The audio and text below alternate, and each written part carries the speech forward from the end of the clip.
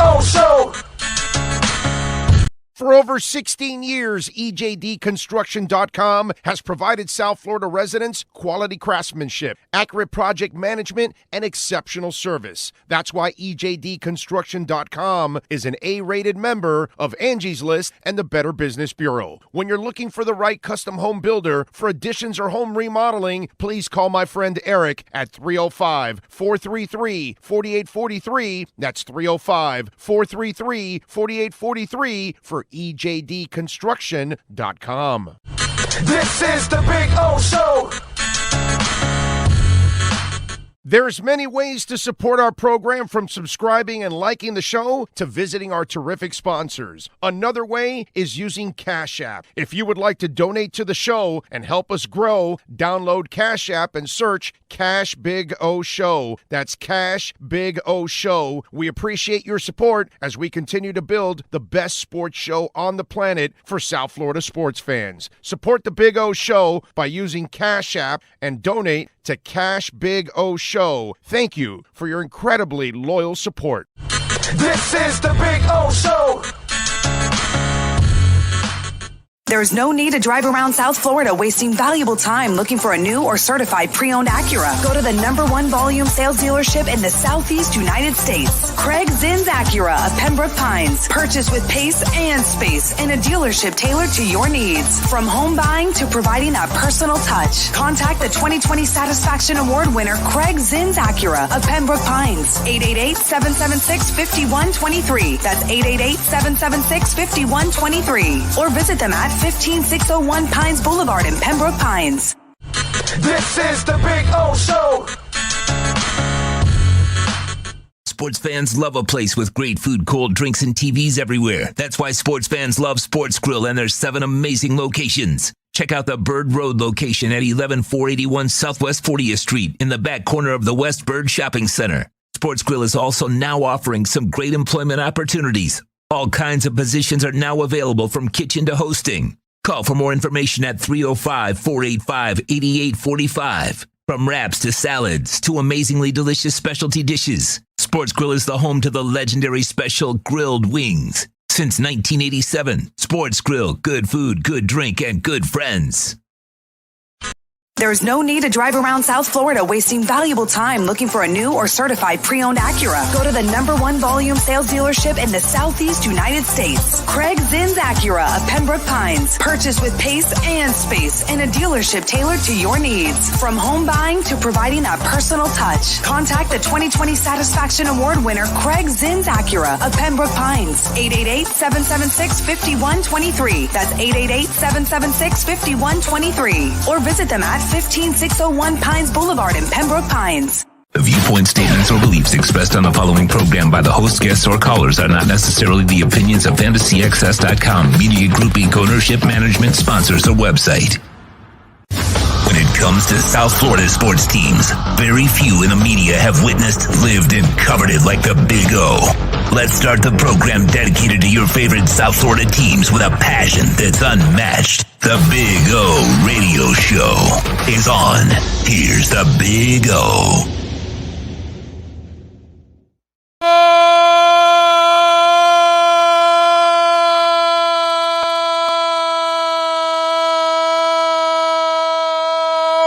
Alrighty. We are ready to rock on a beautiful Tuesday. Hope you all are doing well.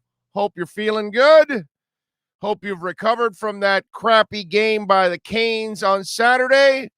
Maybe you'll feel better because Inter Miami beat Cincinnati over the weekend too and continued their run, which was just absolutely fantastic. I know not that any of you really care about Inter Miami, but still, you know, I just hope you are feeling a little better. I don't know. It's hard to feel better about the Canes, but you got to feel better because we're only a few days away from the Dolphins taking the field on Sunday in Foxborough, Gillette Stadium.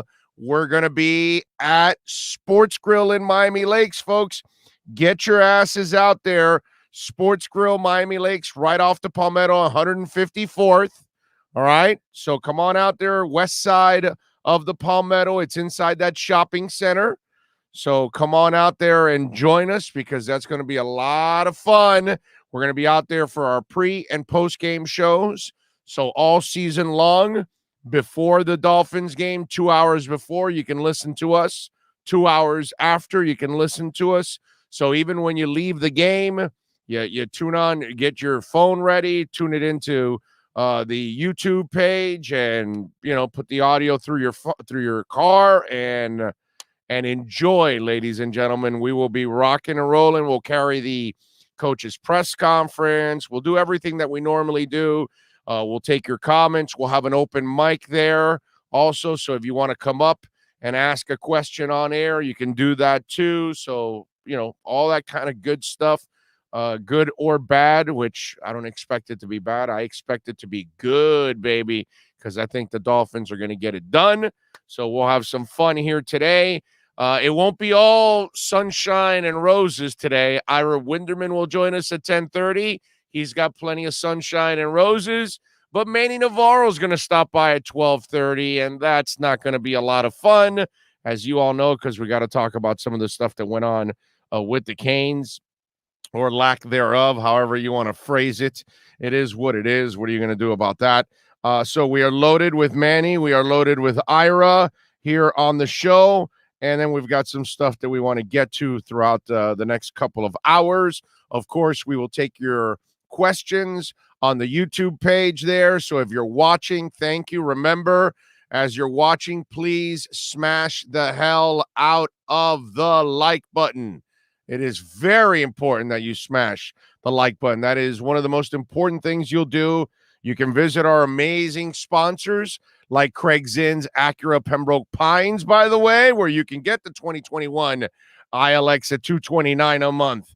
And by the way, we will be at Craig Zinn's Acura Pembroke Pines this Friday. We are on the road for the next 3 Fridays. Acura this Friday, Caneswear next Friday, Acura again the Friday after that. Over the next couple of weeks, we will be adding something new to the show also.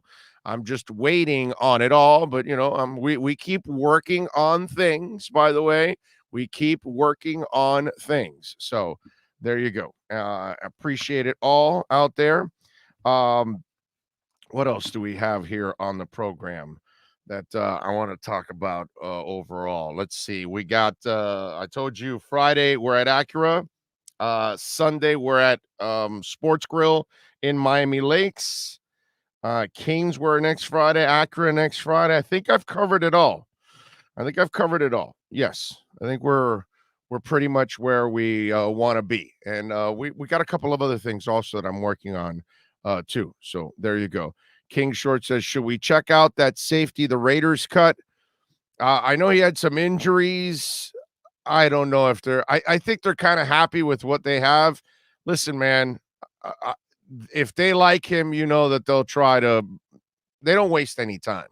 So the good thing, the thing that's changed with the Dolphins, at least in my eyes, okay, that doesn't mean in your eyes or in others or whatever. We're all different. We all look at it differently. I trust these guys, man. That's where I feel good about the Dolphins. I feel good about Greer and Flores, that they know what the hell they're doing, and they'll figure whatever they need out. And if they feel they need help at safety and this kid can help them, and if they feel like they got to put a claim in on the kid, then they'll do it. I'm sure they will. They won't waste any time. But if they don't, it's because they must feel that he doesn't fit what they need, overall. So I can't tell you if they should or shouldn't. I mean, right now it looks like they're pretty good at safety. That's not a position that I would think that they would go after. But again, you might be right, King Short. I don't know, but I'm that's the beauty. I am now going to I now trust the people that are there in the Dolphins front office to make the right decisions. Whereas before, I constantly sat back and tried to almost question a lot of things. That was most of the things that was going on in the last 15 or 20 years, because most of it did not make any sense. These guys, they make sense. And also, I think Flo has proven that he knows the roster better than we do. Whereas, if it was Tony Sperano or Cam Cameron or somebody else, we kind of felt we knew the roster better than they did. You know, when we're watching, like, example, and rest in peace, Tony. I know you're a good man, but we're just talking about the coaching stuff, which didn't go well here. But when we were watching Tony constantly use, what's it called? Reggie Bush as a running back. And it was like, are you kidding me, dude? What's wrong with you? And he finally broke down at the end of the year and he missed the last game. But it's that guy's a pass catcher. And somehow or another, these are the things that I know doesn't happen anymore on this football team. These guys have a plan. They have a job for each player to fill. They preach to each of these players, do your job. There's a reason why they have been one of the least penalized teams the first 2 years with Brian Flores. It's because he teaches each of his players to do their job and not worry about somebody else so you don't have more on your mind, and then that's when you end up making mistakes. But if you focus on the job that you have to do and the role you have on this team, you're good. And that's what I like about these guys. They look at people, they place them in the positions that they belong, and they have a better feel for their team. So if they feel that they should go after the safety, who I think was a third-round pick of theirs in 2020 or 2019, and the kid had an injury the first year and then really didn't play as much after that, and so now he is gone, and he was, like, listed as one of the starters and one of their key special teams guys. But I know that they've already pared down their roster to the point where they've got a lot of their special teams guys. That's where I don't know about safety right now, but on special teams, if they think he's an elite player on special teams, then maybe they do bring him in. We'll see. But I trust them. That's the difference now. I trust these guys. And I can't. I mean, any of you that have followed me for a long time, not those of you that have been on only for a couple weeks or a couple months, you may not know me as well. But those of you that have followed me for many, many years, you know how it is. You watch me, how I handle these guys compared to the prior groups, and it's night and day. You know, and when I think you're doing things right, I gotta call it like I see it, right? And obviously, I thought the Dolphins were doing a lot of things the wrong way. Not these guys, man. These guys know what the hell they're doing, man. I like what they're doing. All right. Remember, Yahoo email, Big O Radio Show at yahoo.com. That's Big O Radio Show at yahoo.com. You can also reach out to us on Twitter at Big O Show. The YouTube chat board, of course. Don't forget to smash the hell out of the like button. It is incredibly important that you smash the like button. And of course, please share the link to the podcast, to YouTube, all of that, and appreciate all of you out there spreading the word as we grow tons. Brooklyn Rob says, how about nobody giving the Dolphins any respect, picking the Pats? I guess it's the Belichick effect. Well, they're picking the Bills. Oh, you're talking about the game this week. Yes, a lot of people are picking the Pats. They're home. But, you know, I'm glad you brought that up, Brooklyn Rob. And by the way, Stellar was making a little bit of a move, and then there was a little bit of a setback today. The market took a little bit of a turn back, and then now it's going back up again. But it's not. It's a minor correction. It's nothing. No big deal. I think it's already climbing back again, and hopefully it'll get back to where it was yesterday, and surpass it, which I expect it to probably surpass it. I'm refreshing right now, and yeah, it's a little bit down from yesterday but it's gone parabolic lately. So I'm used to a little correction, and then we'll continue with the parabolic move. But Rob, I'm glad you brought this up because yes, a lot of people are picking the Patriots, but let me give you a bright side. Okay. Now, while a lot of people are picking, pundits and all of that are picking the Patriots, Vegas pretty much has them even. Yeah, because Vegas has the Patriots favored by 3. And as you all know, those of you that follow gambling, the 3 points, you only get them because you're home. So that means if Miami was home, they would get the 3 points. So Vegas doesn't really look, and I'd rather look at Vegas than look at any pundit that's out there. Look, I think the Dolphins are going to go in there and win. But that's just me. I think Tua is going to ball out this year, and he's going to shut a ton of people up. And they're all going to eat crow and all that stuff. And, and I was reading my boy Salguero's assessment, and he was like, not likely about, Tua becoming an elite player. I disagree. I think he has everything to be an elite player. Health is the only thing that I've ever held back on that kid. That's it. And if he's not, and if maybe he had his string of bad luck in college and he had all his injuries and now he's done with them, hopefully, and he has a better track record from here on out, I pray for that. That would be great. But I love it, man. I'm glad that people are underestimating the Dolphins. It's the best thing that can happen to Miami, Rob. Because if you win the 10 games and then they're blowing smoke up your ass the entire offseason, then the guys get a big head. So now, okay, you still don't believe in Coach Flo and Greer? That's fine. You still don't believe in Tua? That's fine. You still don't believe in the Dolphins? That's fantastic. I effing love it. I'm glad that they're not overhyping these guys. I'm glad that they're talking them down. I'm glad that they're not getting praise. I'm glad that Tua is getting dissed all the effing time. That way the chip on the shoulder gets bigger and bigger and bigger and bigger. And they go out on there on the field and they play with a freaking attitude. I love it. So fine. You want to downplay the Dolphins? I'm good with that. You want to think that they're not that good? I'm good. That's fine. That's fantastic. You think Tua's not going to be a good player? Excellent. Guy's got plenty to prove now.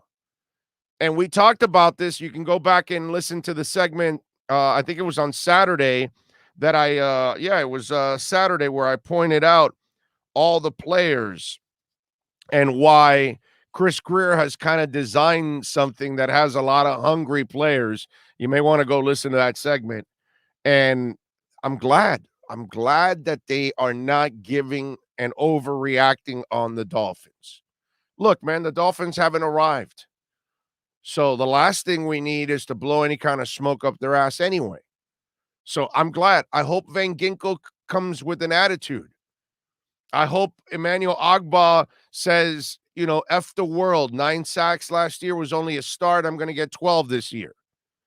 I hope Jalen Phillips comes in with a chip on his shoulders as a young rookie and a stud. I hope Javon Holland is hungry as hell to get after every football that he can possibly, capture back there in the secondary.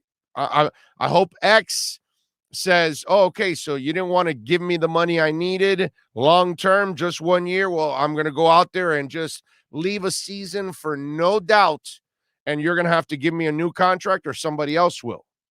I want everybody playing with an effing attitude. But the best part about it is it wasn't like Vegas made them a 5, a 6, a 7-point favorite. Just gave them the 3 points that you get normally for being home. So ultimately, the people that get it more right than not, it's not you, it's not me, it's not the dude on ESPN or Fox or CBS or at VSiN. No, it's the guys in Vegas that are making the lines. You and I know that. Those bastards that make the line, they're really good, man. They hang right around that number. So they don't think that the Patriots are that much better than Miami as it is. All with reputation of Belichick and all that stuff. And I get it, man. It's a little frustrating for Dolphin fans because Mac Jones hasn't played a down, yet he seems to have the respect and the expectations of a 10-year veteran now. Right? And meanwhile, here's Tua, who actually also won a national title, played his ass off there in Alabama, made great plays, I thought had a really good rookie year overall, And you know what? Everything's downplayed. He's not that good. So I'm glad that let him underestimate the Miami Dolphins. They underestimated them in year one, and they got better as the year went on, right? And they were all wrong. Oh, they're tanking this and that. And all these idiots that were saying that they were tanking in the second half of the season when they went 5-4 and they beat New England's ass in New England and knocked them out of that bye week. Where was the tanking then? And they shut the hell up and they were all wrong. And then last year, who the hell picked them to win 10 games? And they were all wrong. And now they're doing the same thing. So let them underestimate the Miami Dolphins. That's what I want. You know, they used to get it right in the past on how bad the organization was, how bad they'll be that season. They won't make the playoffs. I'm one of them that would predict constantly the Dolphins aren't going to make the playoffs. But that's fine. Let them do that, man. I'm good with it. Let them underestimate it. David Holt says, you think a win this week slows people down, giving Mac Jones the crown and give Tua a little respect, fins up. Yeah, I do. That's what I was just talking about right now, David. Thank you very much, David. Appreciate you giving us a little love on the super chat. Thank you, sir. And don't forget, not for nothing, I appreciate anybody that donates and helps the show grow because we need it, of course, on Super Chat. But remember, you can do it on Cash App and Venmo. Super Chat, we only get 70% of the donation. Cash App and Venmo, we get 100%. And the address is Cash Big O Show. That's Cash Big O Show. You'll see it on the scroll there on the bottom there. Smash the like button. Smash the like button. And then you'll see eventually Cash Big O Show on Cash App and Venmo. But thank you, David. Appreciate you, my man. Very kind of you. Very, very kind. And again, of course, Mr. Chapman was number one in the morning. He beat Daniel Grafton by 12 minutes there. Jamie Zorrilla out in San Jose also came in, which is a beautiful thing. Thank you, sir. Thomas Jensen, Gus 1388, Jimmy, Steven Gonzalez. Good morning, everybody. Big O, lunch love, baby. 5 days away. Yes, I agree, sir. GP Trap is in. Drew Boo in. Ian from Brooklyn. Rosendo is in. He says, happy Labor Day to all the laborers and Rosh Hashanah to my Jewish friends. May all of your worries go away and you live with peace and love. Amen to that, Rosendo. You always have a great message, Rosendo. Thank you, my brother. Thank you as always. Man of 1,005 holds. David Triana says, looking forward to having some bragging rights this Sunday. Let's go. It's going to happen, man. It's going to happen. I love it, man. I'm glad. I'm just underestimate the Dolphins. I'm good with that. John Valdez says, good morning. I have to apologize. You were right about UM. We don't have the players to match up against Alabama. John, they don't have the coach. Okay? Let's get that straight. Forget the players. Some of those players can compete against Alabama. They don't have the coach. You need the right coach to get the right players, to prepare those players, to have a game plan to outsmart coaches, all of that stuff. And he doesn't have that. And when you watch Bubba Bolden do what he did, that was a perfect example of why Manny Diaz has been an outright failure on this program, because there's a lack of discipline. And when Bubba Bolden is bending over all the way down to spear somebody with a helmet, that's pretty dumb. And that means your coaching staff is not doing a good job. What did I just say a little bit ago about Flo?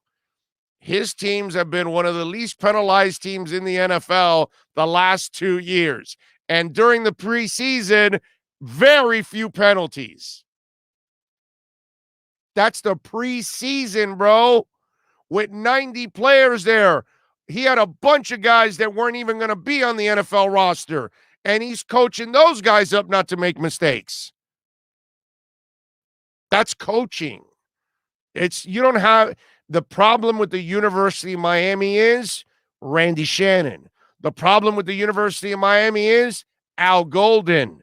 The problem with the University of Miami, unfortunately, now we learn Mark Richt really he wasn't really 100% in tune. And then, unfortunately, now we find out that, maybe health issues were already playing into what was going on with Mark and his feelings and everything. But it wasn't the right fit anymore. Where I thought it was a perfect fit. I thought he was here to kind of finish the job he couldn't finish in Georgia, and it couldn't happen. And then now you've got Manny Diaz. That's your problem, dude. Our problem. Everybody's problem. Those of us that love the University of Miami and want to see them succeed, until that program steps up and gets a real coaching staff that can make a difference, that's it, man. That's right. And that's why I laugh, too, at the people that thought that even Butch Davis was the answer. I mean, Lane Kiffin, you can joke all you want about him. He's 100 times better a coach than Butch Davis is. Not even close. Let's see. And no problem. You don't have to apologize, bro. It's all good. All good, John. All good, my brother. Also, Wayne Fins Nation in. He says, good morning, sat in the garden at Fins Nation UK headquarters here in the UK. It's like a beautiful Florida day, about 82 degrees and sunny. Probably the last nice day of the summer here.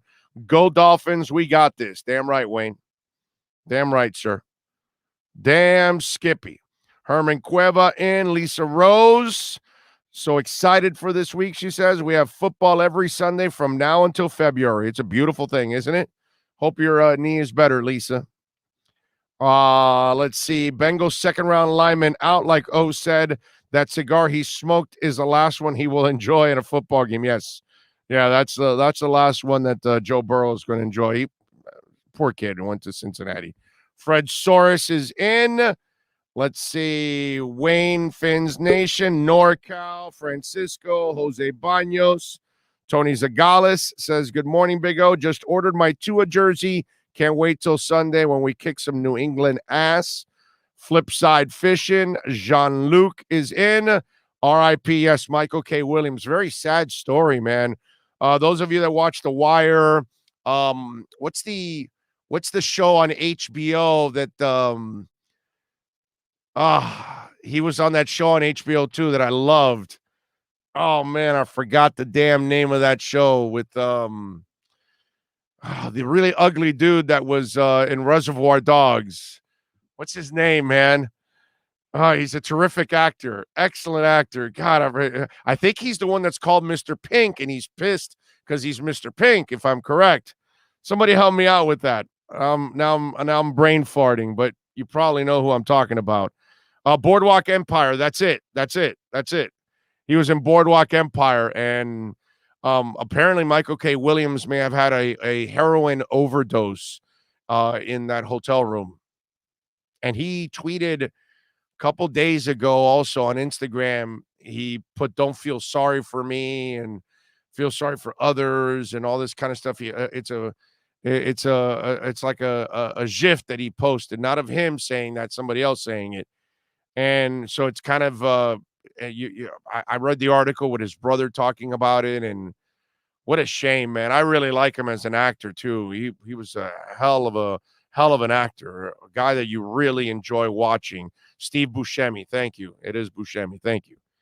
And a guy that I love watching acting, man. And obviously the poor man was living with some demons, obviously.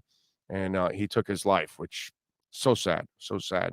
A lot of talent. Lord blessed you with some talent. Unfortunately, those demons get the best of us sometimes, man. And most of us just don't know who's living with them and dealing with them. It's not an easy thing. So prayers to his family and rest in peace. What a shame. It really was. I saw that and it was like, whoa, wow. Young, healthy. He looks young, looks healthy. And unfortunately, these are the things that we never know behind the scenes because we don't know these people personally, man. It's scary stuff. It really is. So rest in peace, Michael K. Williams. I'm with you there, man. And what a shame. James Vivinetti is in also. Dola. Let's see. Tony Zagala says the same people that bashed Tua are the same ones that made excuses for Tannehill. Flipside Fishing says, I don't care who they were in college. A rookie QB is still a rookie QB. They will make mistakes. Miami wins. I hope so too, my man. Richard McLean says, good morning, Big O. What is the anti-Vaccaro angle? I don't understand, and I would cut Adam Shaheen. Well, my brother, you can't go cutting people because they don't want to vaccinate. And we can all have our own theories on that, and we've spoken about this. I'm a strong believer that everybody should get vaccinated unless you have a health issue that doesn't allow you. I think it's your purpose in life to help humanity worldwide to get vaccinated. I truly believe that. I feel you're failing humanity and you're doing a selfish act by not vaccinating, but that's just me. Okay, that's my opinion, and I'm entitled to my opinion. And I vaccinated not just for my health, but because the last thing I want on my conscience is me getting somebody else sick. And that would be something devastating for me that I don't know if I could live with for the rest of my life and have to deal with that. So I don't want to carry that responsibility. Plus, I want us to get through it. And I'm informed enough to know about what happened with polio, and it took us decades with a vaccine to eliminate it. Imagine if we didn't have a vaccine. Same here. If we don't have a vaccine, our hospitals would have been shut down already at this point. So it's up to each team, and these players have to be responsible. If they don't vaccinate, man, they got to live in some kind of a cocoon so they don't get anybody. I mean, all of us have kind of got to live in our own personal cocoon, whether you're vaccinated or not vaccinated, because if you're vaccinated, you can still catch it, and then you might give it to somebody else that's not vaccinated, and then, you know what I mean? So you never want to catch it. I'm vaccinated, and I stay away from people as much as possible. I try not to shake hands. If I'm in a big crowd, of course I'm going to wear a mask. Hell, I went to a open air concert and I was double masked. Okay? So that's just me. But, you know, everybody's going to handle it differently.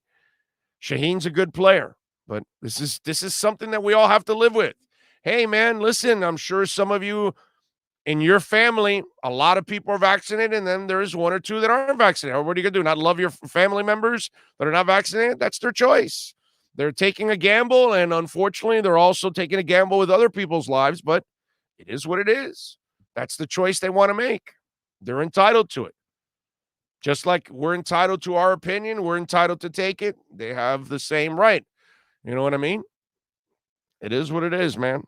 But it's going to take us longer to get through this, the more people we have that are unvaccinated. Those are the facts. It's just the way it is. Can't do anything about it. All right, let's do this. We're going to switch gears here. We're going to talk a little basketball. I got a bunch of really interesting things to ask Ira Winderman about as the Miami Heat are less than a month away from training camp, man. It's going to be a lot of fun. Let's hope the boys have a terrific season.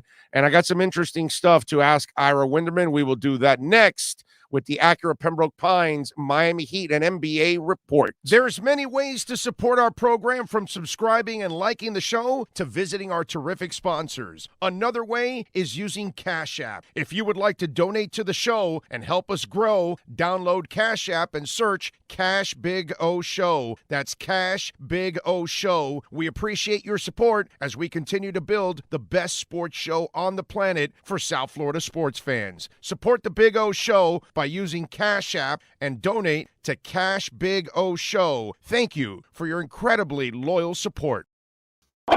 Heat fans, time for the best insight of your favorite team with insider Ira Winderman, exclusively on the Big O Radio Show. It's the Acura of Pembroke Pines Miami Heat and NBA report. Here's Ira Winderman. Oh, yeah, there he is, the man, the myth, the legend. That is Ira Winderman. Make sure you follow him on Twitter, by the way, at Ira Heat Beat. And, of course, you can catch him twice a week here on Tuesdays and Fridays for the Acura Pembroke Pines Miami Heat Report. And on Wednesdays, Inside the Paint. And, of course, Clay Ferraro joins him to talk all things Miami Heat and NBA. Ira, good morning, sir. How are you doing, my friend? I am doing well enough for someone who now realizes, I am 3 weeks away from the start of training camp, that balls will be bouncing officially at FTX Arena, formerly American Airlines Arena, on September 28th. So it's getting real. So it hasn't motivated you to get into crypto now that you are in a crypto-sponsored arena, sir? I still think I'll stay with the greenbacks for sure, as long as they cash a little bit easier. So, as much as you want to pay me in Dogecoin or whatever it's called, I think I'll just take the straight Venmo transfer. But if you want to Venmo, by the way, I have way too much respect for you to pay you in Dogecoin. Okay, if I respect you, I'm going to pay you in Ethereum. I'm going to pay you in Bitcoin. I'm going to pay you in Cardano. Okay. I'll just take one Bitcoin. Right? I'll take a single Bitcoin. If we're talking Bitcoin, I'll change my thinking. So you are following a little bit. That's a little different story, All right. Kyle Lowry, he obviously signed with the Miami Heat, had a big decision, could have signed at other places. He was on CJ McCullough's podcast, the Pull-Up Podcast, and he said, for me, it's only championships or bust. Going to Miami, that was a situation where I feel like this is what they want to do. I have a close friend, Jimmy Butler, there, and I feel like Miami, that's what they want to do. It's about winning championships. If you aren't playing for championships, what are you playing for? And that's the only thought process that went into my free agency is, where do I go to become a champion? And I thought that's one hell of a message. And this is a guy that doesn't have, the sands in the hourglass are going through right now for him, right? These are the days of his lives. And there's only a couple of maybe seasons left in that tank. And he's putting it all in on the table there, that this is the place where he can find a championship. But Big O, was he really? Because let's be honest, if you read back that quote where he says that's the only thing he was thinking about, so he might have gone to a team that wasn't offering 3 years and $85 million. So he might have taken a 1-year deal. Look, if the only thing he was thinking about is a championship, take a minimum deal, go to Brooklyn. Take a minimum deal, go to the Lakers. I mean, let's be honest. He weighed his decision. He basically he doesn't play much in Brooklyn. He's not but he still gets the ring. If it's all about winning and contributing, he comes off the bench, he spots Kyrie Irving. So let's be honest here. If Kyle Lowry didn't get the 3rd year guaranteed from the Heat, but did get it perhaps from the Pelicans or from the Mavericks, let's be honest, he wouldn't be here. There's a cash component here. Players talk all the time about how winning is everything, and I'll subjugate myself to the team and I want to be part of it. Yes, but there's also part B, and there's an agent there who says, whoa, step back here a second. That's all well and good, but someone's going to make the money anyway, whether it's Mickey Harrison, whether it's Pat Riley, whether it's Eric Spoelstra. So make your money also. Kyle Lowry's with the Miami Heat, one, because he believes they can contend, but I believe more than that because they offered 3 years, $85 million fully guaranteed to a 35-year-old player. So that factored in also because, again, if we were being honest, if we weren't a Miami-based show and we were talking from a national perspective and you were to line up the teams that you believe, whether it's the Vegas odds or otherwise, of winning the championship, you probably wouldn't have the Heat in the top 5. I wouldn't think right now when you're looking at Brooklyn and Milwaukee, you're looking at what Phoenix did last season, you're looking at the Lakers, and you can make arguments for other teams, Utah with their stacked roster. So that's part of it. He also saw a place. Some of the teams I mentioned, he would not be a starter like you mentioned. He wouldn't start over Kyrie. He wouldn't start over Chris Paul. He wouldn't start over Donovan Mitchell or maybe Mike Conley. So he wants to play. He wants his money. And of course he wants to win. And of course you say the right things. You don't go, you know what, I'm 35. I've already won a championship. What the hell? I heard the golf is really good in Miami, so I'm going down there for that. So it's more than just one thing, but at least say the right thing. So I do commend him for that. And I heard Michelob Light is going to be his new sponsor. So there you go. Jimmy's got Michelob. He'll have Michelob Light. Jimmy will take care of Kyle. Yeah, he'll be well taken care of. I'm sure. All right. So having Lowry in the mix, this is what I wanted to ask you. and having Butler and having guys like PJ in there, you got a lot of veterans. How much of the influence do you think having that many veterans now, and they're also in kind of desperation mode because they are also at the twilight of their career, right? At the twilight of their career right now. How much will that influence these young guys to kind of turn it up? How much heat will be turned up on the young guys having these veterans around to kind of influence them? You know, one of Eric Spoelstra's precepts on his 10 things for a season has been in recent years, sacrifice, celebrate the success of others. So if you put that in there, that sounds perfecto. And I think that's part of it. They will lead. They will show how you win. PJ Tucker has won a championship. Kyle Lowry has won a championship. Markieff Morris has won a championship. These guys know how to win. Here's my concern about part B of that, and again, you can have your pro-heat rah-rah guy on some other time, but I'm sort of trying to lay out some facts here. And here's my thought. PJ Tucker's on a 1 year with a player option, so he's probably looking a little bit toward his next contract. Markieff Morris, coming off his success with the Lakers, is on a 1 year veteran contract. I'm a little bit concerned about guys who are on 1 year contracts who are already looking ahead to their next deal. Will they be playing for the team and subjugating themselves, or will they be playing for their next deal? Now, Eric Spoelstra has been terrific about getting buy-ins from his players, about getting them to live in the moment. So I hope I am wrong here. But when you have a bunch of players on 1 year deals, that's a concern also. So you can say to me, hey, PJ Tucker's a proven tough guy. He's willing to put in the work. Yeah. He's come from ashes to where he is right now. So yes, you would think that would help the young players, that would help players grow, and I hope you're right. Markieff Morris has been well-traveled. I hope you're right on that also. Or are they saying, hell no, he's not getting my minutes? Omar, you're what? No, I'm starting. I'm going to be the power forward. So I think it's a curious thing. They have an interesting blend. Like you pointed out, they have on the top end a bunch of veterans. They still have plenty of developmental players when you look at Duncan Robinson and Tyler Hero and Bam Adebayo, and now maybe Omar Yurtseven. You know, you still have the kids. You have Marcus Garrett. You'll have another two-way player coming in. The Strus is loose. Come on, you're leaving out the Strus loose. Max Strus, I put him sort of in a middle range because he's an older player, played 4 years in college, 2 years already. You know, same thing with Gabe Vincent. But you have that nice mix. This, I don't know if it's going to be a challenge for Eric Spoelstra, but to me, it all comes down to the buy-in. Is everyone buying in just to live in the moment? We know that Jimmy is. He has a 4-year extension, he said. We know that Bam is. He has a 5-year new contract, he said. We know that Kyle Lowry is. He's getting a 3-year guaranteed deal like we mentioned at 35. He said. That's what you sort of want. You want guys who are saying, I'm a Miami Heat today. I'm a Miami Heat tomorrow. You know that with Jimmy. You know that with Kyle. You know that with Duncan Robinson in his 5-year, $90 million deal. You know that with Bam. Now you have to see about the rest of the roster also. And one name I haven't spoken to you since this happened last week, Tyler Hero, got his rookie scale option picked up for next season. But then they have that big decision after that on his rookie extension. So the question is Tyler Hero playing all for one for the team this year? Or is he saying, wow, Bam got $163 million for 5 years? I want to get me one of those. And do you get me one of those only averaging 12 or 14 points? So Eric Spoelstra sort of has a bunch of hot coals he'll be walking over during the season as well. The only thing I would follow up on one of the concerns you have is I actually like the 1 year deal for those guys because it keeps them motivated on one, if they want to do anything else in the future, they've got to kick ass this year in order to get it.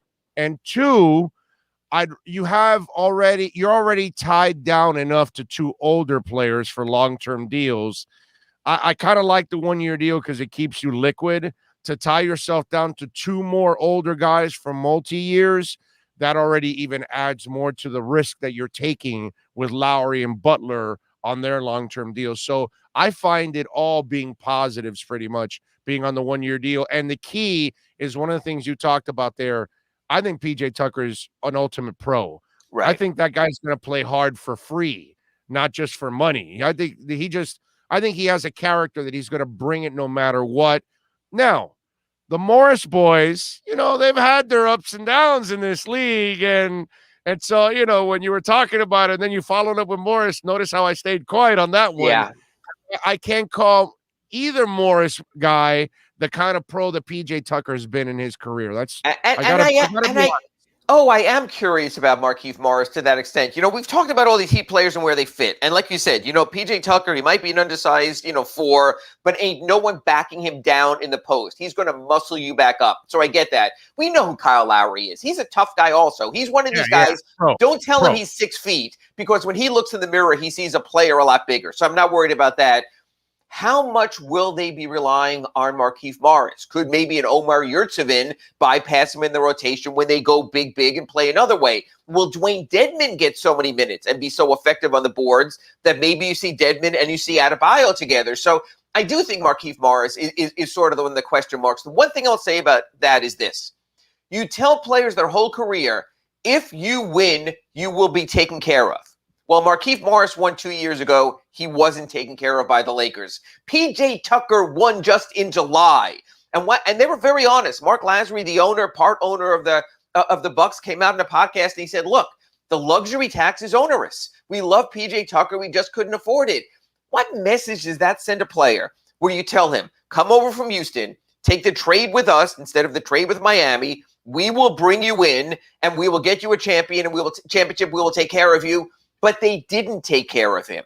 They let him walk instead of paying the luxury tax. So this whole message of, and again, that's why I think it's hard for Eric Spoelstra, of be selfless, of celebrate someone else's success. Well, PJ Tucker did exactly that in Milwaukee, and he has a championship ring and a championship trophy, and now he also had to wind up relocating. So you know what? Sometimes these teams tell you one thing, but the result is not exactly the same as the message.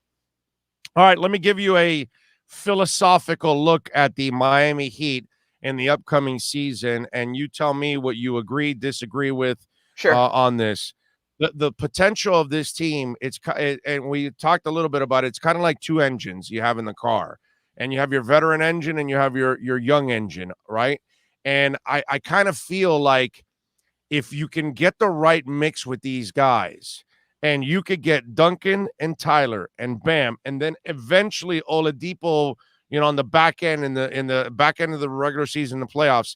If those guys can give you consistent scoring, and if Tyler can finally take that next step, we know Duncan's there, we know Bam's there, but if you could get Tyler to take that next step, and if Oladipo stays healthy, the combination actually could be incredibly deadly, because the other guys, they don't have to score a boatload of points now all of a sudden. All of a sudden now, they can do what the wily veterans do. Facilitate, defend, set up, occasionally score, hit some of the clutch baskets that they may need in tight moments, those kind of things. It really could be one hell of a combination. But I really feel like this season, if you're going to go deep, it's really all based on the young guys, and especially the two guys, Tyler to finally take that next step, and Oladipo to stay healthy. If those guys can do their part in scoring and the other guys do their part in the leadership and the defense, this team could be really threatening deep into the playoffs. Yeah, the one thing you want to see is you want Eric Spoelstra to have hard choices. You want to have you and I come on twice a week on the Acura Pembroke Pines Report and talk about what did Spo do this and not do that. You sort of like the Dolphins receivers. You want to have a healthy debate because you have good choices. You want to say, well, should he have played Vic over there because he needed the defense, or Tyler because he was on a hot streak? Should he have left Duncan in the game because he had 6 3-pointers already, or was he smart going with the defensive Tucker at the end of a game? You want Eric Spoelstra to have those tough choices. You want him to have to pick among 8, 9, 10 options, which 5, 6, or 7 he's going to trust, like Pat Riley always mentioned, how you wind up trusting fewer and fewer when you get to the end. So you want to have to make those decisions. You want Tyler Hero to be so much in your consciousness that you have to say, well, yeah, Victor Oladipo is back, but we have a decision on Tyler's extension, or we have to give Victor Oladipo a contract. I better go to Pat Riley's office and see how we're going to play it, because you have too many good choices. And I think that's the one thing. It's interesting, how you group those two together. Because let's look at the Heat salary structure.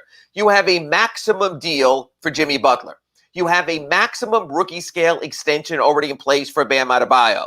You have a near max contract for his age group for Kyle Lowry. You have 5 years and $90 million for Duncan Robinson. So if next offseason you're going to add one more major deal, You could do it with the Tyler Hero rookie scale extension for 5 years, or you can get Victor Oladipo back to where he believes he should be in the high 20s or high 30s. What I don't believe you could do, Big O, maybe you disagree, is give them both the money and have 6 of those contracts on your roster. So you become one of these teams. You have your 6 guys and everyone else's minimum because of injuries and because of age of Jimmy and Kyle and some of your older players. That could be dangerous. So I really think this season is about Tyler Hero and Victor Oladipo competing for sort of the next big chance. Like, do you want to be a multimillionaire? And that's how the season plays out. I don't think the Heat can take care of both. I think that's why the trading deadline could come into impact also. But I think that's where a decision not only for Eric Spoelstra rests, but also for Pat Riley and for Andy Ellisberg. How do they handle the vaccination deal? Because now I'm looking where the United Center is going to require proof of vaccination or a negative test in order to attend their games.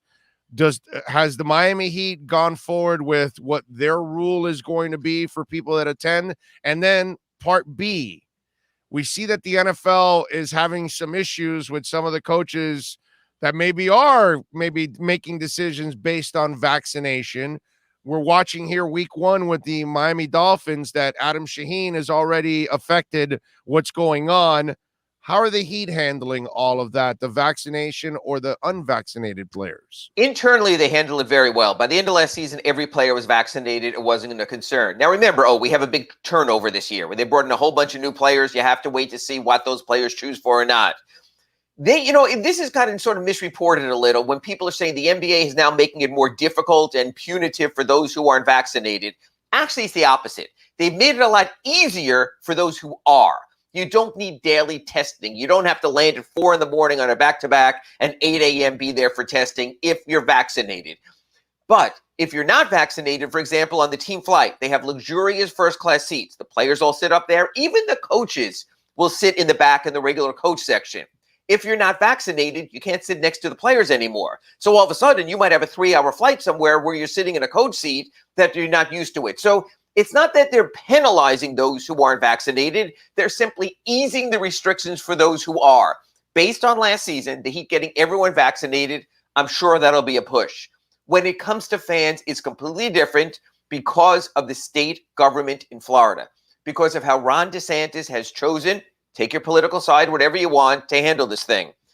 I think there's a problem that if the Heat say you must be vaccinated, honestly, I could see, I know you follow international soccer. You saw what happened with Brazil and Argentina, where all of a sudden they said, hey, those guys came from the Premier League. They didn't vaccinate. The game started, and then they stopped because they said they didn't meet the requirement. Oh, I could see, just because of the climate in our state, the Heat saying fans have to be vaccinated, and then they start a game, and literally they get a court order from the anti-vaxxers saying, no, you have to stop the game. This is an illegal gathering. This is not a Heat decision. This is the Miami Heat simply trying to get clarity from the state. What can we do? Can we be like the Nets and the Knicks and the Warriors, or now you mentioned the Bulls, and require vaccination, which I believe, not told on the record, but I believe they would prefer based on how they're handling their employees, or simply because of where they're located and the political climate, can they not do that? So I don't think this is a Heat decision. I don't think it's a decision of the Miami Heat or Mickey Arison or FTX Arena. I think this is a matter of this team operates in Florida. Florida has chosen to handle the pandemic, say what you want, in a certain way, and they will take that guidance. Right now, I think it would be very difficult for any business of that size to demand vaccination, to close someone out from showing up at the game who says, I have a ticket, I have season ticket, and not have them run and get a court order, and all of a sudden with 6:25 left in the first quarter, the Heat's opener against the Bucks is suspended. It's a tough call for the Heat if they want to invoke that. I think they're waiting for more guidance, for more clarity, whether it's from the government or whether it's from the courts. It's a shame it's gotten to that point, but you live here. You know what's going on. We saw what happened with the cruise lines. The Heat doesn't want to get stuck in the middle of that. They just want to play basketball. Barkley came out and basically called players that are unvaccinated selfish. Will that attitude permeate through locker rooms in the NBA if unvaccinated players are costing vaccinated players time to miss, and they're costing them games. I'm wondering if that's going to happen now in the NFL because you're going to have to forfeit a game. They're not going to make up games now. How is the NBA going to handle all of this stuff? What if an unvaccinated player pollutes a locker room and it ends up costing them? And I know that we sometimes can't even prove where it really came from and where it originated, which is a problem. And I know the other side is, we've got to walk on eggshells here because we may be insulting somebody that's unvaccinated and this and that. So how does that attitude take over in the NBA? Are guys going to let this kind of slide and, hey, it's your choice and it's cool? Or do you think if it starts costing people games, it will become a problem for coaches, front office, and even players? I think it'll be peer pressure, and I don't think it'll be rules pressure. Like I just pointed out to you, team plane. Do you not want to sit in first class? Do you want to sit in steerage and have to wear a mask? Do you want to take a separate bus from the airport, from the hotel, and from games and sort of be separated from your teammates? At some point, you're going to go, I think it's just not worth it unless you are firmly on that stand. This is my belief when it comes to athletes, because I've been following the U.S. Open tennis on this, and so many of the men's players are not vaccinated. When you play a team sport, you agree to be part of a collective, just like you're part of a union or a part of a broadcast company, a part of a newspaper company, and you play by those rules. The difference to me is when a player at the U.S. Open decides not to get vaccinated, his body is his business. He doesn't get a check whether he's sick or not. If he doesn't show at a tournament, he doesn't get a paycheck. So those guys saying, I don't want a vaccine, are saying, I know what's going into my body. I know exactly how I wind up feeling. I have to play to get paid. I'm a singular proprietor, an individual proprietor. I think that's different. I think if a golfer or a tennis player makes that decision, that's fine. That's on them. They don't play next week. They get pulled out of the U.S. Open. I think if you agree to be part of a team sport, then I think you have to have a certain amount of go along with it. And unless you have just such beliefs, we've seen Cole Beasley and the way he comes out and be so fervent and strong, that's fine. Because I do think there's a certain level of player, including in the NFL, who'll say, fine, I just won't play. We saw players opt out of the NFL for the different reasons of they didn't want to be affected in previous seasons. They can make that choice also. They most have made enough money, certainly in the Cole Beasley realm, that if he misses a paycheck or two, it's like, okay, whatever. I've made plenty of money. I feel strongly enough on this. I believe with Heat culture and Heat Nation and all the words we've heard, I don't think that'll play out. I don't think what Urban Meyer, what they said or he said he did, I have no issue with that. I want to know that I have my best chance to line up for my team to be fair to the other 14, 15, 16 players on this roster and give them the best chance, because I don't want to have to penalize player A, B, and C because players X, Y, and Z didn't want to comply. It's a different time. It's a tough time. I understand that unions are involved, that things are collectively bargained, but I think at some point you either have to say, I am in on this circumstance, or like the NFL players did and other players did in recent seasons, I will opt out for the season until this is done. That's an option also. You don't have to be an NBA player. You don't have to collect an NBA paycheck. You can go work somewhere else, and if you're skilled, there'll be a time eventually when this goes away, God willing, and then you come back and be a player. So, but if you're trying to be part and you agree to be part of a collective, then that means you have to be part of collective decisions as well. Follow him on Twitter at Ira Heatbeat. Catch him twice a week here exclusively, Tuesdays and Fridays, with the Acura of Pembroke Pines Miami Heat and NBA report. Tomorrow, Ira and Clay will return from 10 to 11 for, of course, Inside the Paint, brought to you by Pallet Rack City. They will dedicate to the NBA and the Miami Heat one entire hour for you hardcore basketball fans. You will get your fix here constantly every single week. Ira, as always, my friend, thank you very much. And go read up and learn a little more crypto.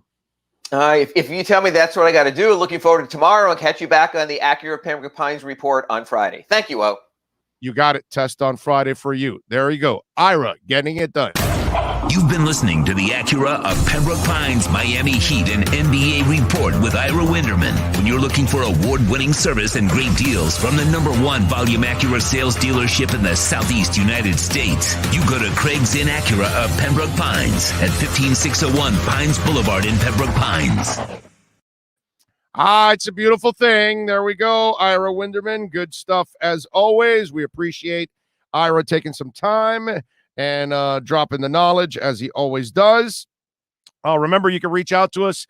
Email bigoradioshow@yahoo.com. That's bigoradioshow@yahoo.com. Of course, you got any questions on the YouTube channel, send it in. Twitter, Big O Show. I've got my Twitter page up right in front of me. So if you want to reach out, Cash App and Venmo, you want to donate to the program, Cash Big O Show. That's Cash Big O Show. If you want to donate to the program and help us grow, at 12:30, Manny Navarro will join us for our Caneswear Miami Hurricanes report, which we always appreciate.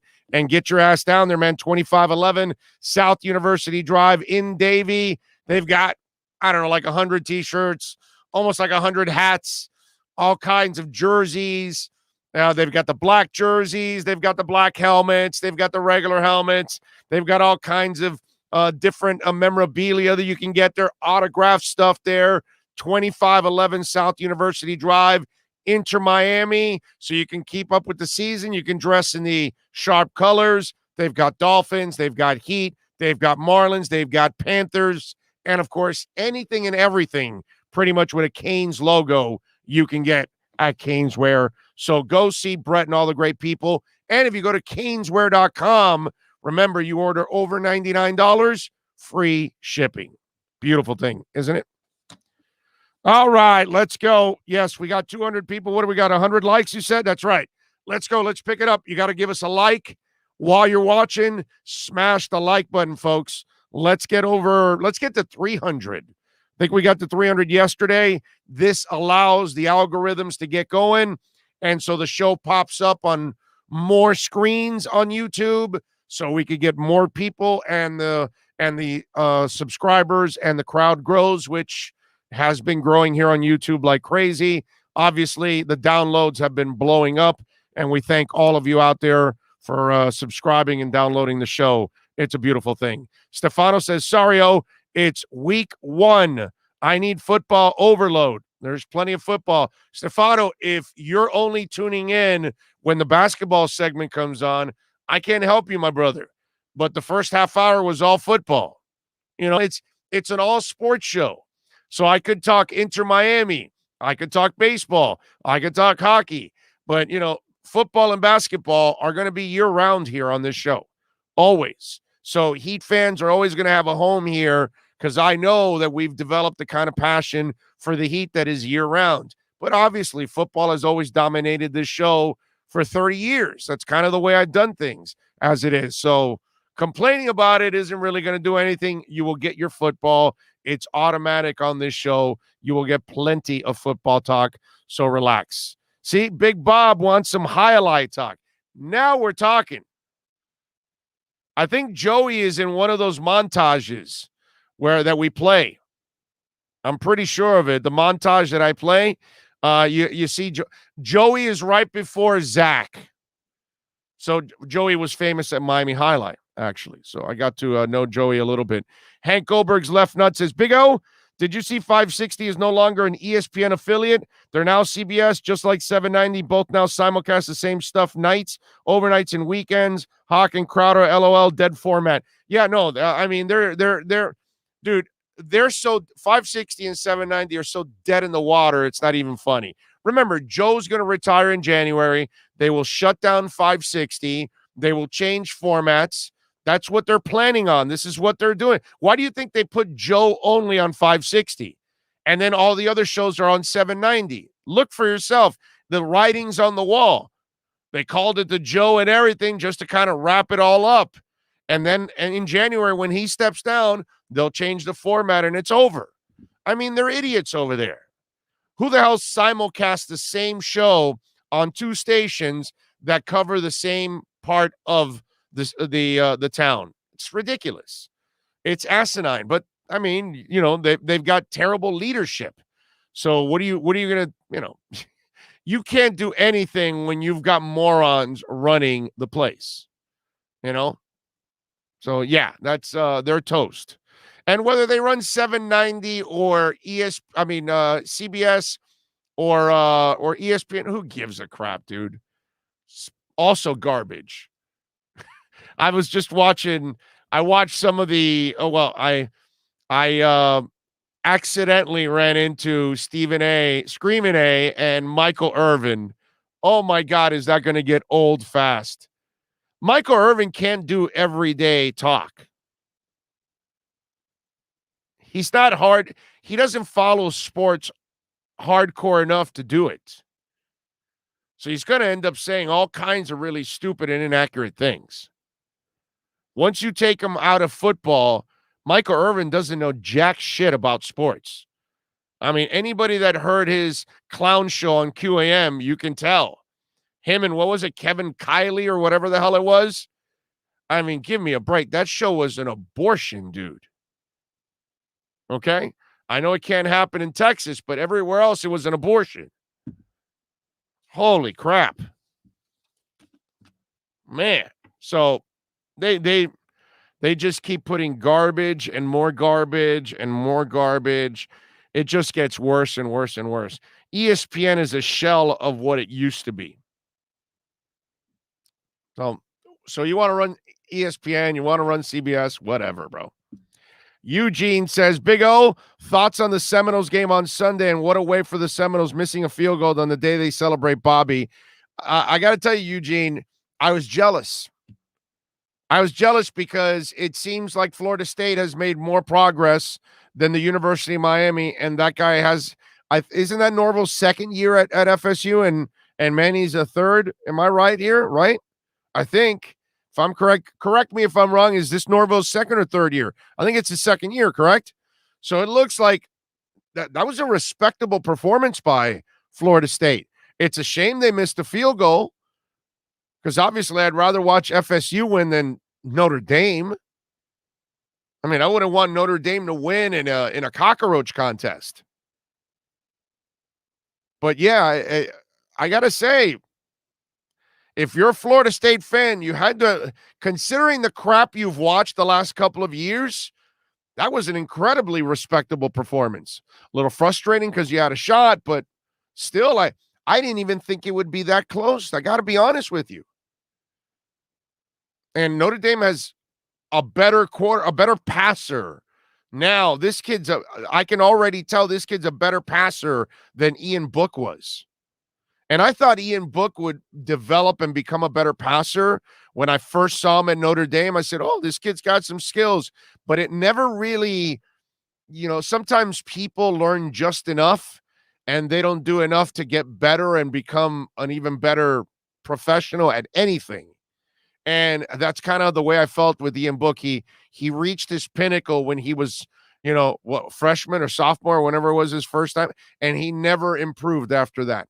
It was the same dude all throughout his career. This kid, I could tell, is already a better passer. Now, we'll see if he turns into a really good quarterback down the line, but at least watching him a little bit there, I could see that they've got a better passer already on that team. Tremolio says, I love my Canes, but honest, at this point, if there was a stock you would want to short sell this season for Canes, well, right now that stock would be under. You'd be losing money, Tremolio. But Tremolio, first of all, you and I would be incredibly stupid to buy that stock. If we bought the UM football stock, you're a dumbass that didn't do your homework. That's all. I mean, because that's the only way I can phrase it. I can't sit here when I'm telling you all last week it's going to be a blowout. I have no hope for Miami. I don't trust Manny Diaz. He hasn't proven to me he's a good coach. I can't tell you that means I would buy any stock in the University of Miami. So that's a stock that would be a loser already. You don't even you're losing so much on that you're like, maybe I'll just sit on it and maybe it'll bounce back in 5 years and I'll just maybe make my money back in 5 or 10 years from now, instead of me just selling out and losing my ass. Richard McLean says, will the Dolphins give a deposit chart and injury report? Isn't this a league requirement? Yeah, Wednesdays. Wednesday it all starts, Richard. Wednesday starts the injury reports and all that for everybody, for you, me, and for Vegas. Nathan Mentley says, we are going to dominate the bum Mac Jones on defense, and our O will be explosive as long as the O-line holds. Let's hope so, my friend. I got him winning.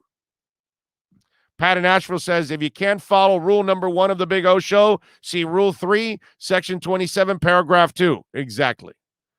Follow the rules. Smash the hell out of that like button. Big Bob says, sports betting coming to Hard Rock next month, but about damn time. Yeah. It's coming to other places too. I'm not allowed to say it, but there's a couple of other places it's going to. Not just a Hard Rock. I'll leave it at that. There's 3 other places it's going to. I'll leave it at that. Wish I could say, but I was sworn. So since I was sworn, I will not say anything. Big O, what do you like for Thursday night? Tampa Bay or Dallas? What's the point spread if you know? I can look it up for you, sir. Are you asking me what do I like on the point spread, or are you asking me who I like in the game? That's the question, sir. What are you asking me? Okay. Let's see where we at here. Tampa Bay is -8. I'll take Tampa Bay and -8. How about that? The money line is -380, bro. They're gonna win. There's no way Dallas beats them. So, but I'll take Tampa and I'll lay the points. I think they win by 10. I don't. Dallas is gonna have to. Remember, they're now missing Zach Martin, their best lineman. So that's gonna be a pain in the ass for them. Tampa's hungry, bro. Tampa's hungry. Everybody re-signed. It's 100% vaccinated. Tom Brady does something to teams that you not very few people. It takes a Michael Jordan. It takes a Magic Johnson. There are just certain guys that when somebody joins that team or is part of that team, they probably feel like every time we got a shot, I got to do my part because I don't want to let that guy down. And that's what happens when you have Tom Brady. Tom Brady came in, told those guys they were going to win, and they won. And after that, they've all been hypnotized. And they were all motivated. I think, a lot of times we see the hangover with Super Bowl teams. I don't expect a hangover with this Tampa team. Tom Brady is at the back end of his career, even if he plays to 77, okay, which then, he's still in the early part of his career if he's going to play to 77. I get that. But let's be honest now. He's still in the back end of his career, okay? He's going to he plays with fire. He plays with desire. He demands desperation. He demands that you leave everything on the field. And he's one of the few guys that when he tells you to do it, you're going to do it. Because the guy's got 7 effing rings. And he just did something that few could ever do. He went to another team and led another team to a Super Bowl. That is sick. So everybody's buying in. And everybody's following that dude. I wouldn't be surprised if half those sumbitches are eating avocado ice cream right now because Tom Brady eats avocado ice cream. There will not be a letdown. Lay the 8 points. That's what I would do. Not a financial advisor, not a betting expert, but I'm going to lay the 8. I think they win by 10. I like the Bucs in this one. Let's go back to Manny Diaz and the Canes leading up to Alabama. I told you guys it would be a blowout because I have zero respect for Manny Diaz, the coach. Okay? Looks like a nice guy, maybe a guy you want to have a beer with and hang out and BS, but as a head coach, I want him nowhere near my football program. That's what I've learned after the first 2 years. And I told you guys leading up to it. So he's never outcoached a coach like this. he doesn't really perform well against these kind of teams, these elite teams. He gets thoroughly embarrassed. And yet, there were some people that thought you could be competitive or even win this game. So you all of a sudden want to see the guy that lost to FIU beat Nick Saban. What are you, smoking? What are you smoking, like, I don't know, meth? Because it ain't weed. Because there's no weed in the world that's going to make you think that Miami is better than Alabama in any way, shape, or form. Same thing with Dallas. Where am I supposed to respect the Dallas Cowboys and Jerry Jones? That's been a clown show since Jimmy Johnson left. So how am I supposed to think they're going to hang with the best team in the NFL, a team that I feel is incredibly motivated? They're going to be home. They're going to have the buzz. They're going to have they're going to be psyched to just bury the effing Cowboys. Same thing as the Canes and the Cowboys. Why would I have any respect for what they do and what they stand for when they've proven nothing? Just like the Canes. Why the hell would I give Manny Diaz any kind of respect when he hasn't earned a damn thing? I feel the same way, by the way, when you ask me about the Raiders. Why am I going to believe in John Gruden when that clown hasn't done anything? Same thing. Lizzie Finns fan says the only thing that makes me nervous is, of course, our run defense. I'm so glad Cam is not on their team anymore. He was a handful. Well, Lizzie, he was more a handful in the first game than the second game, if you remember correctly. But I think a Raekwon Davis is going to make you better. I'm hoping a Landon Roberts is healthy enough because he can help out in the run defense.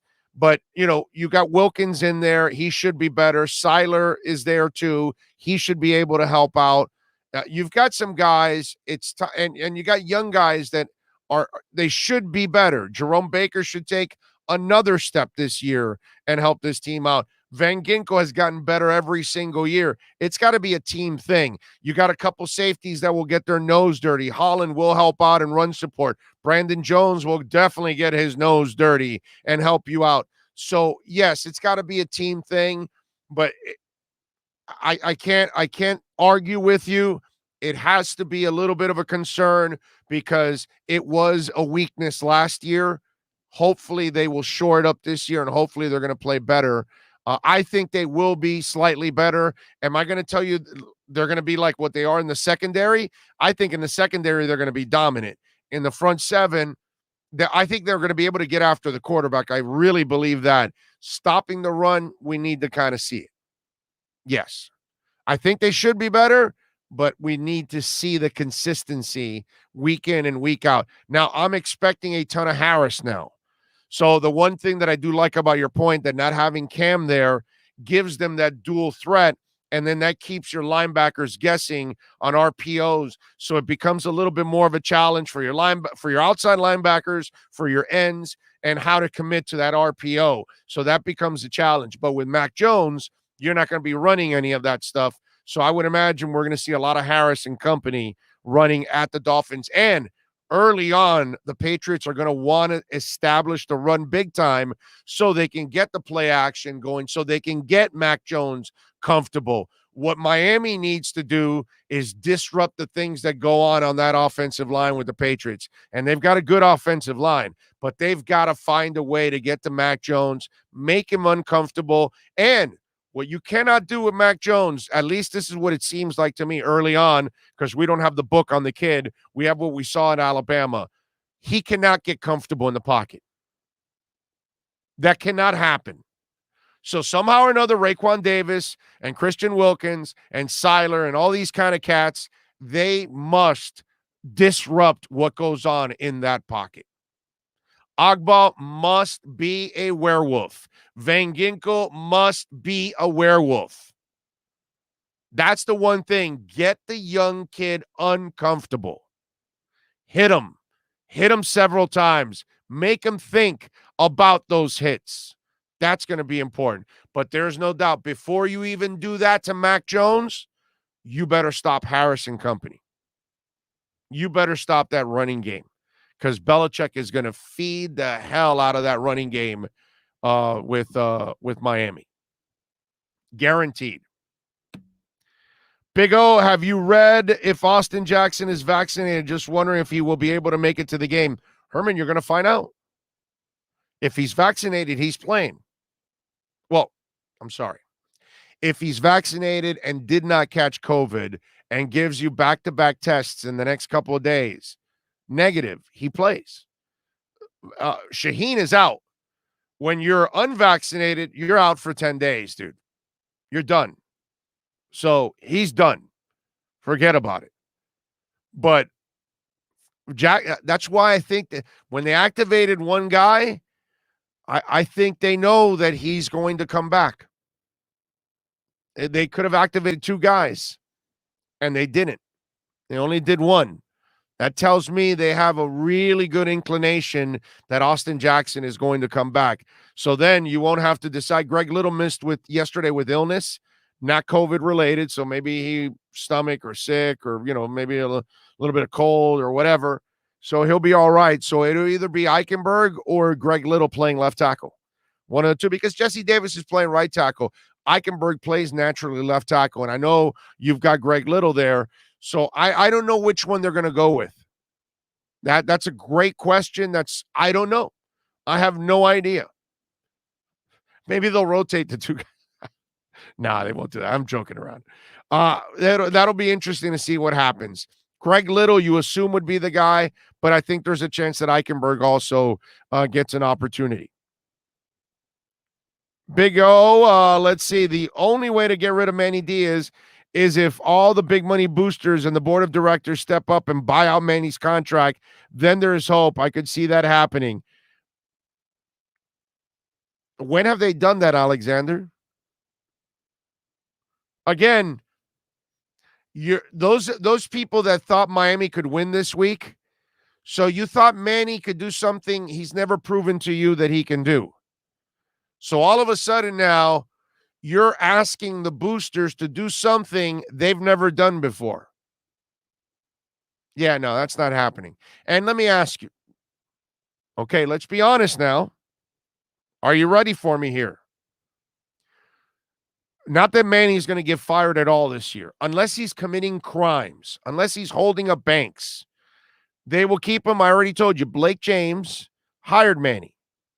So if he puts Manny on the hot seat, he puts himself on the hot seat because he's the one that had to tell the administration, yes, give Temple $4 million so we can get Manny. So they traded $4 million for Manny.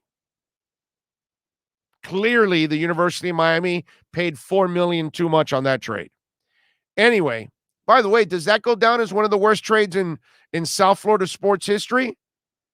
Pro and college, since there aren't really trades in college, but that's the one kind of trade there is in college. And that was like a terrible trade. Now, follow me on this. So you want the boosters to buy him out. And so they get rid of him. Good. All right. Who are you hiring? And this administration, the one that hired Randy Shannon, the one that hired Al Golden, the one that thought that maybe Mark Richt was emotionally ready to take over this project, the one that then follows up and trades $4 million for Manny Diaz, is that the administration you're talking about? Because, ladies and gentlemen, we have now entered another chapter and another problem with the University of Miami administration. They can't find a good coach. They don't know what it looks like. They don't know how to hire one. And remember, since you want the boosters to bail you out, not only will they have to pay for a real head coach, they have to pay for a real offensive coordinator and a real defensive coordinator. These are the things that people don't talk about. We talk about it here on this show. The administration ultimately is your problem. The administration doesn't know how to find a coach. So what do you want them to do? Hey, listen, I'm not saying that keep Manny. I'm just telling you, I know they're not going to fire him this year. There's no shot. Maybe next year with another bad year and he's got 1 year left on the deal, then maybe they'll swallow that last year and they'll move on. But again, move on to what? You've shown me you're not willing to go elite, right? Shannon, not elite. Golden, not elite. Mark Richt, not elite. And now Manny Diaz, mediocre. I don't even want to say not elite. That's like an insult to just the word elite.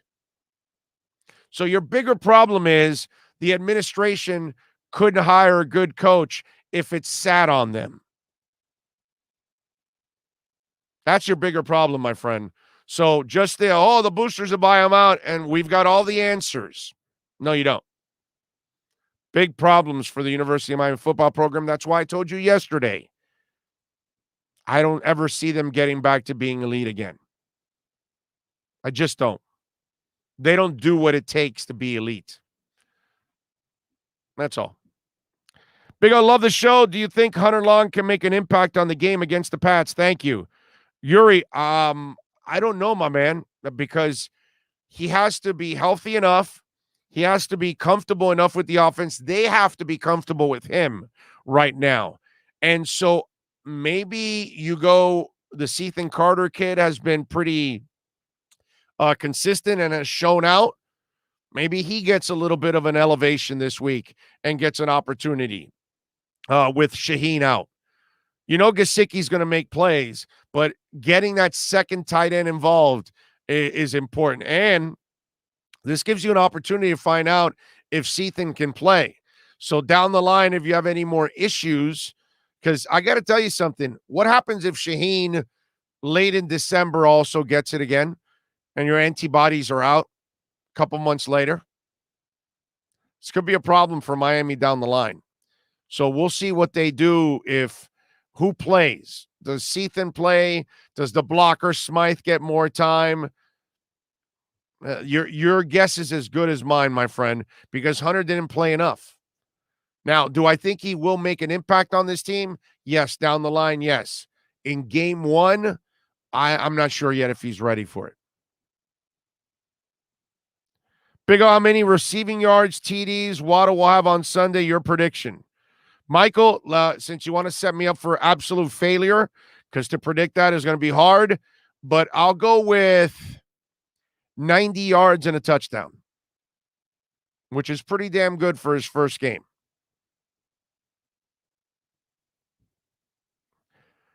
Rosendo says the mad scientist smells weakness, and on that O-line, like the left tackle position, he will drive his defense through that side like a mad avalanche. Well, that's maybe why you're going to put the blocking tight end right next to him. And you'll have they did have a fullback on the practice squad. So I don't know if maybe you want to also use a fullback to be chipping constantly on the left side. Derek Sibley says, Big O, Finn's run defense will probably be about the same it was last year. We lost KVN and Lawson. We only added Phillips in the draft. We'll see if Average and Roberts can help. Or AVG, I see what you're saying. First of all, I don't know if KVN was that big of a deal against the run sometimes, last year. You know what I mean? I can't say that I was impressed with him all the time. Kyle Van Noy was a guy that he didn't really live up to that. I don't believe he lived up to that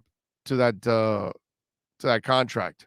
And that's probably why they felt, okay, with Van Ginkel, he's made enough improvements that he can do what this guy does for us. And we'll get him at a cheaper price. So we'll take the hit. Let's see what else. Sid says, Cuban man can own big boats and restaurant and business, but can't coach.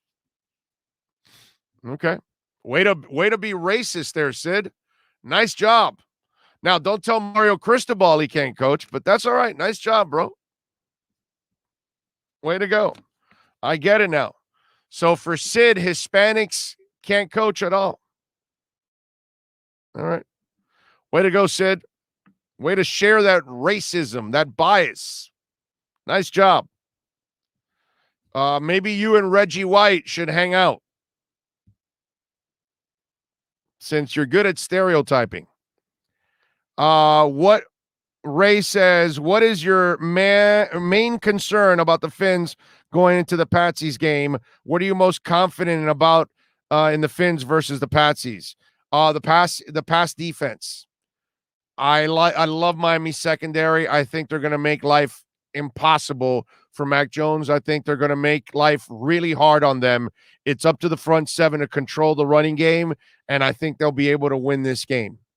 So that's what. Now, what am I concerned most about? Miami's offensive line. That's the obvious, man.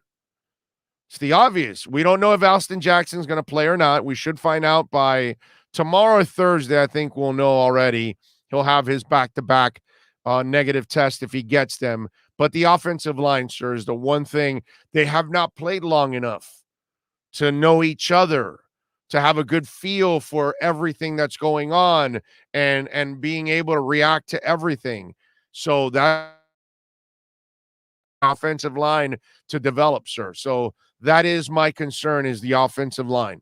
Now, the good thing is I think they have a crafty quarterback. And I think they have a kid that's really smart that will understand, hopefully, on getting rid of the football, and he doesn't hang on to it too much. Okay? G-Firm 456 gives us a little love on the super chat. He says, as long as Tua has an A-plus performance, will be a victory no matter what happens. The rest will work itself out during the season. And look, I think Tua's the crafty guy back there. I love quarterbacks that can work under chaos. And I think Tua's one of those guys that can work under chaos. When things break down, he will find a way to either get rid of the football or make a play. So I'm with you, G-Firm. I think Tua will rise above and help his offensive line out at times. Big O, who do you think can make the biggest impact in the game? It's a great question. It's a fantastic question. I'm going to go with Myles Gaskin and the running game. That's the guy that if somehow that line can do something, Gaskin can, the same thing as what New England's going to try to do to Miami, and run the hell out of the ball and have Mac play off that run, is the same thing I would like on Sunday for the Dolphins. I would love to see Myles Gaskin go crazy as a runner and as a receiver and cause problems for the Patriots. If he can do that, then that makes Tua's life way easier, dude. Way easier. So Myles Gaskin is the one guy that I think can really make an impact and make a real difference in this game, because it'll help the passing game. It'll help everything else out. But it's up to that line. Big O, you still confident in an easy win from? I never said easy. I never at any point did I say easy. I just said they're going to win. I didn't say a blowout or anything like that. I said they're going to win. I didn't say it would win by 20 or anything like that. I like the Dolphins to win in New England. That's it. Okay? I think it'll be a close game, but I like the Dolphins to win in New England this time. I do. But not easy. Miami is not a team. They're not at that point there, my brother. Nothing's going to be easy for them. They're going to have to earn everything. They're not walking into a game where, we're so superior, we're going to run you out of the building and win 40-0. Now, could it happen this season? Sure, it could happen. Things fall your way. But I don't think we should ever, as Dolphin fans right now, look at this team like, if you're a Bucs fan, yeah, there's probably a game or two on the schedule. You're like, this is cake. The boys will handle it easily. That's a championship team. That's different. Can't look at Miami that way. Every game for them is going to be one hell of a challenge. Crypto just took a big dump. Yes, it did, sir. It's been taking a dump since last night. Have you followed it? Late last night, in the evening, crypto started to take a dip in the market, and right now it is still doing its deal. Let me see. I'm refreshing. I know that actually went back up a little bit now from where it was before. But right now, Bitcoin is at 47.2. Bitcoin was at 53. And so it went down 6,000. Let me see something here. And Ethereum is now down to 3,444. Now Ethereum started climbing back up again. But what do I tell you, ladies and gentlemen, right? BTFD, buy the effing dip. So this is a moment that if you're into investing, well, guess what? VeChain dropped to 12 cents. It was up at like 16. You might want to take a chance a little bit on VeChain right now. Crypto.com was up to 20 cents last night before the dip. It went down to 1682. You know, you start that. Don't look at it as a negative. Look at it as an opportunity. Okay. You know, I mean, Bitcoin is not cheap to buy at 47,000. That's not necessarily a cheap number. If it would get under 40, then I would tell you, you got to start thinking about buying Bitcoin. But right now, VeChain is still an absolute steal.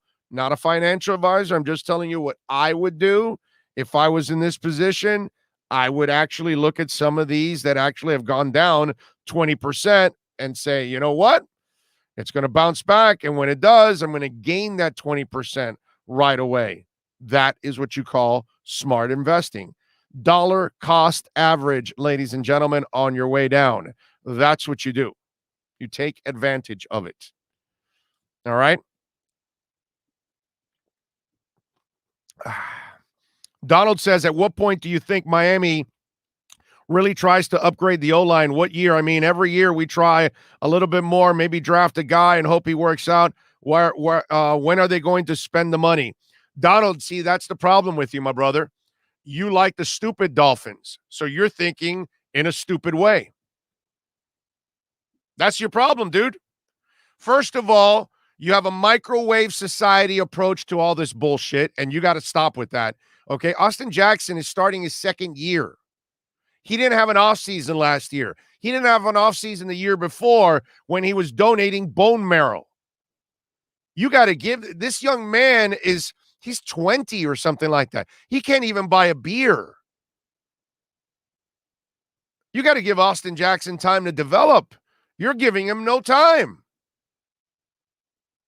Liam Eichenberg just got here. Robert Hunt is already showing you something in his second year. Solomon Kinley, you can't give up on him. And Dieter, maybe he develops into a center. Now, if you think the smart thing is to buy offensive linemen, that's incredibly stupid. Now, if you've developed 3 or 4 of them already and you need one so you can complete the mix and go to the Super Bowl, then I'm with you. But you don't buy your line, my brother. You draft it. And again, I will repeat this for the 10th time because I'm the only one that's got the foresight and the balls to actually tell you what's going on, because you're not going to get it at 560 and 790 where you got to coach, where you got to, actually do radio like a pussy there because you got to play the politics. They drafted 5 guys. They're not going to hit on all 5. That's reality, my brother. Okay, so if you think Michael Dieter, Robert Hunt, Solomon Kinley, Eichenberg, and Jackson are all going to hit, no. And stop thinking about whatever they did with the line 5-10 years ago. None of that matters. The only thing that matters is when Chris Greer took over 2 years ago till right now. They've drafted 5 guys. Hopefully 2 to 3 hit. I'm not sure if you live in reality, but all 5 aren't going to hit. So if you hit on 2 or 3, that's phenomenal. Next year, you draft another. And as you get closer, then maybe you add 1 as a free agent. But the stupid-ass Dolphins used to try to buy everything in free agency. And that does not work. So you got to, my brother Donald, you need to take 8 steps back, slow the hell down, and step into reality and give these guys time. The problem also is some of you are getting spoiled. This team is way ahead of its rebuild schedule. They won 10 games in year 2. Get the F out of here. How do you win 10 games in year 2? That's amazing. So we're already assuming that there's some kind of, or you are, that there's some kind of like close to a Super Bowl or something. Slow down, man. Slow down. Step into reality. Reality is you don't hit on every draft pick. Reality is they're not done building this offensive line. They've only started. And if you start paying everybody in free agency, you'll never get to a Super Bowl because you'll end up having all kinds of cap issues. You got to keep drafting and keep trying to develop. When you're close to a Super Bowl, then you buy the last piece or two you need. That's it. But Donald, you need to take 100 steps back and come to reality, my brother. You are way ahead of yourself, and you are way misinformed here. Oh, wow, we've invested too much. When are we going to buy a line? Oh, because, the Dolphins used to buy people all the time, and that really helped out. Come on, man. Let's go. And he goes, I know we had terrible luck on spending. No, Donald, you don't spend in free agency. It's a waste of time. You just don't. You cannot live off of free agency. Once in a while, you'll pick from free agency, but you cannot live off of free agency. Hell, look what happened here. Flowers gone and Van Noy gone. That's free agency for you. You can't, man. You got to draft and develop your own. You must have patience. You've got to slow down. Problem is, 10 wins may have not been a good thing last year for some of you because you're now getting ahead of yourselves like you're knocking on the door right now, and it's unfair to them. It's unfair to the players. They already are way ahead, and they even shouldn't have been that good last year, and somehow they were. We got to give these young men some time, man.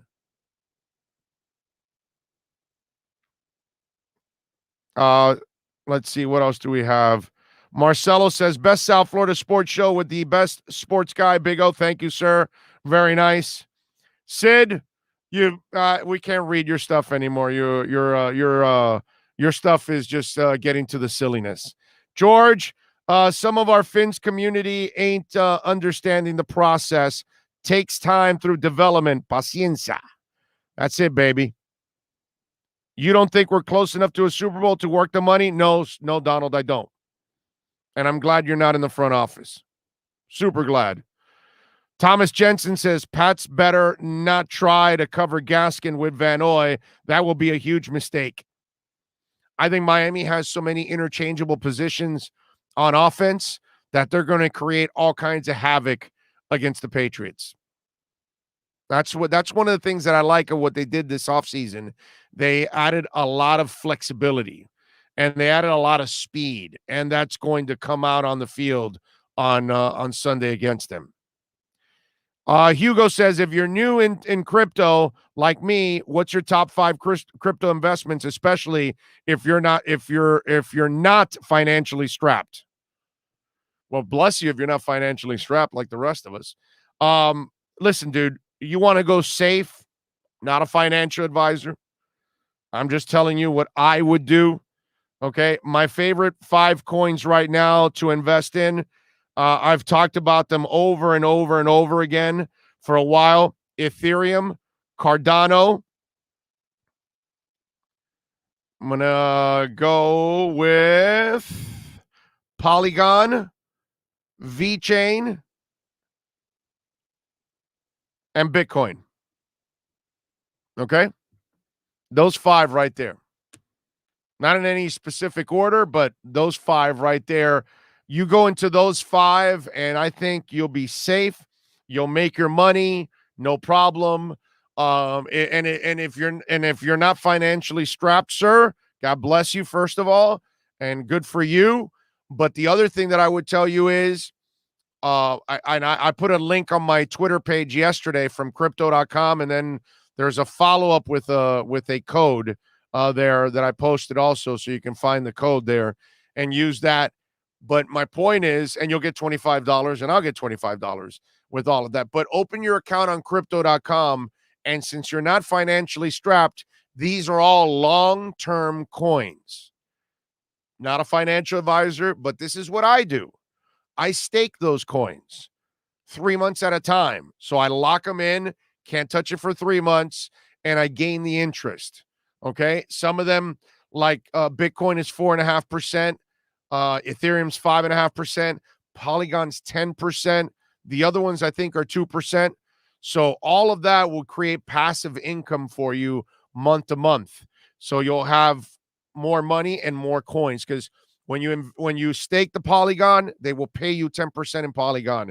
When you stake the Ethereum, they will give you 5.5% back in Ethereum. When you stake the Bitcoin, you get 4.5% back in Bitcoin. So you end up getting more and more coins, so you're able to then grow your account automatically. So that would be my suggestion.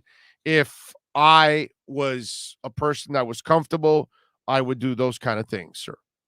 Okay? There you go. That's my advice. Good luck to you. George says Ethereum, Cardano, Solana, Polygon, and Bitcoin.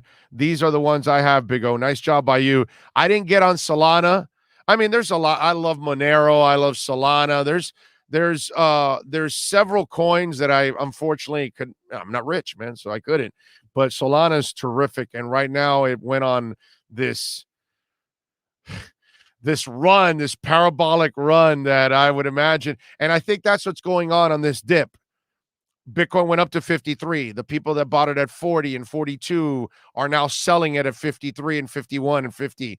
And so now people are taking profits. The people that bought Ethereum at 2,000 and 2,500, they now are selling it at 3,900 and 4,000. And so they're making some money. If you bought Solana and you got it at $40 and now it went up to like 160, you're now selling it. You know what I'm saying? So all of these things are going on right now. And that's why I think there's a dip. And that's why Bitcoin took like a 17% dip right now with it, because there's, I think people are taking profits. But this, ladies and gentlemen, crypto is very volatile, but it's volatile right now in a good way, actually, believe it or not. And I'll explain. Because you have your pump and dumps going on, which is what's going on right now. The people that took advantage of this correction, they are now making money. And so now it peaked at a point where now they can take some of those profits. And in taking those profits, now you're going to bring it back down again. So those of you that are new into it and investing, this is your opportunity to get in on some altcoins at a much cheaper rate right now, and then gain that 10, 15, 20% that it's down, because it's going to bounce back and go to a higher high at this point. So will Bitcoin and so will Ethereum. They will now continue to climb, but this is kind of part of the process. But it's not going to go down to the kind of correction that we previously had. Why? Because we have a lot of institutional money that has come in now into the cryptocurrency world over the last month. Remember, we had billions of dollars sitting on stable coins. And so those people, a lot of them are bulls, a lot of them are institutional money, not the retail like you and me. We don't really move the needle nearly as much. It's those people. Well, they got in. They're not really getting out. But you will have your pump and dumpers that are right now. You can't blame somebody that put 10 million on Bitcoin at 42,000 and it gets to 53 and he's making or she's making a boatload of money and then they sell it off. I don't blame them. They have so much money. They don't need to wait for Bitcoin like I do, wait for it to get to 100 grand so I can start to pull off the kind of real profits that I could get off of it. You know what I'm saying? Like a lot of us that are hardworking stiffs, that we don't have a lot of money, but we have to wait for it to grow enough. It will get there, but every parabolic move has a consolidation period, and then it continues on its run. That's what will happen during this bull run here. But this is what we call a consolidation period right now. And for those that are looking to take advantage, there are moments where you can take advantage. I'm not telling you Bitcoin is a major buy right now, or even Ethereum. Those are still way high. But if you start looking at VeChain and you start looking at some other ones, they have dropped enough that they become a sexy grab right now for you to get it, bouncing back again. There you go. That's my explanation, and I'm sticking to it. Dips on sale, Big O. Crypto, OGS, know that, LOL. There you go. Let's see. Donald says, well, I think we are closer than you think, I guess. I've been a fan since 82, RIP David Woodley. I think we have a Super Bowl defense. They had one also with Jason Taylor and Zach Thomas, sir. And your point is? Okay. Let's go. George says, some of our Finns community ain't understand the process. It takes time through development. You are correct. 2021 is the playoffs. 2022 or 2023 is hopefully the Super Bowl year. Michael, no, we say this with conviction. 2021 is the tune-up. 2022 is the title. That's the slogan on this show. Okay? All right? 2021 is the tune-up. 2022 is the title. So make sure you follow that. Those are words to live by. Okay?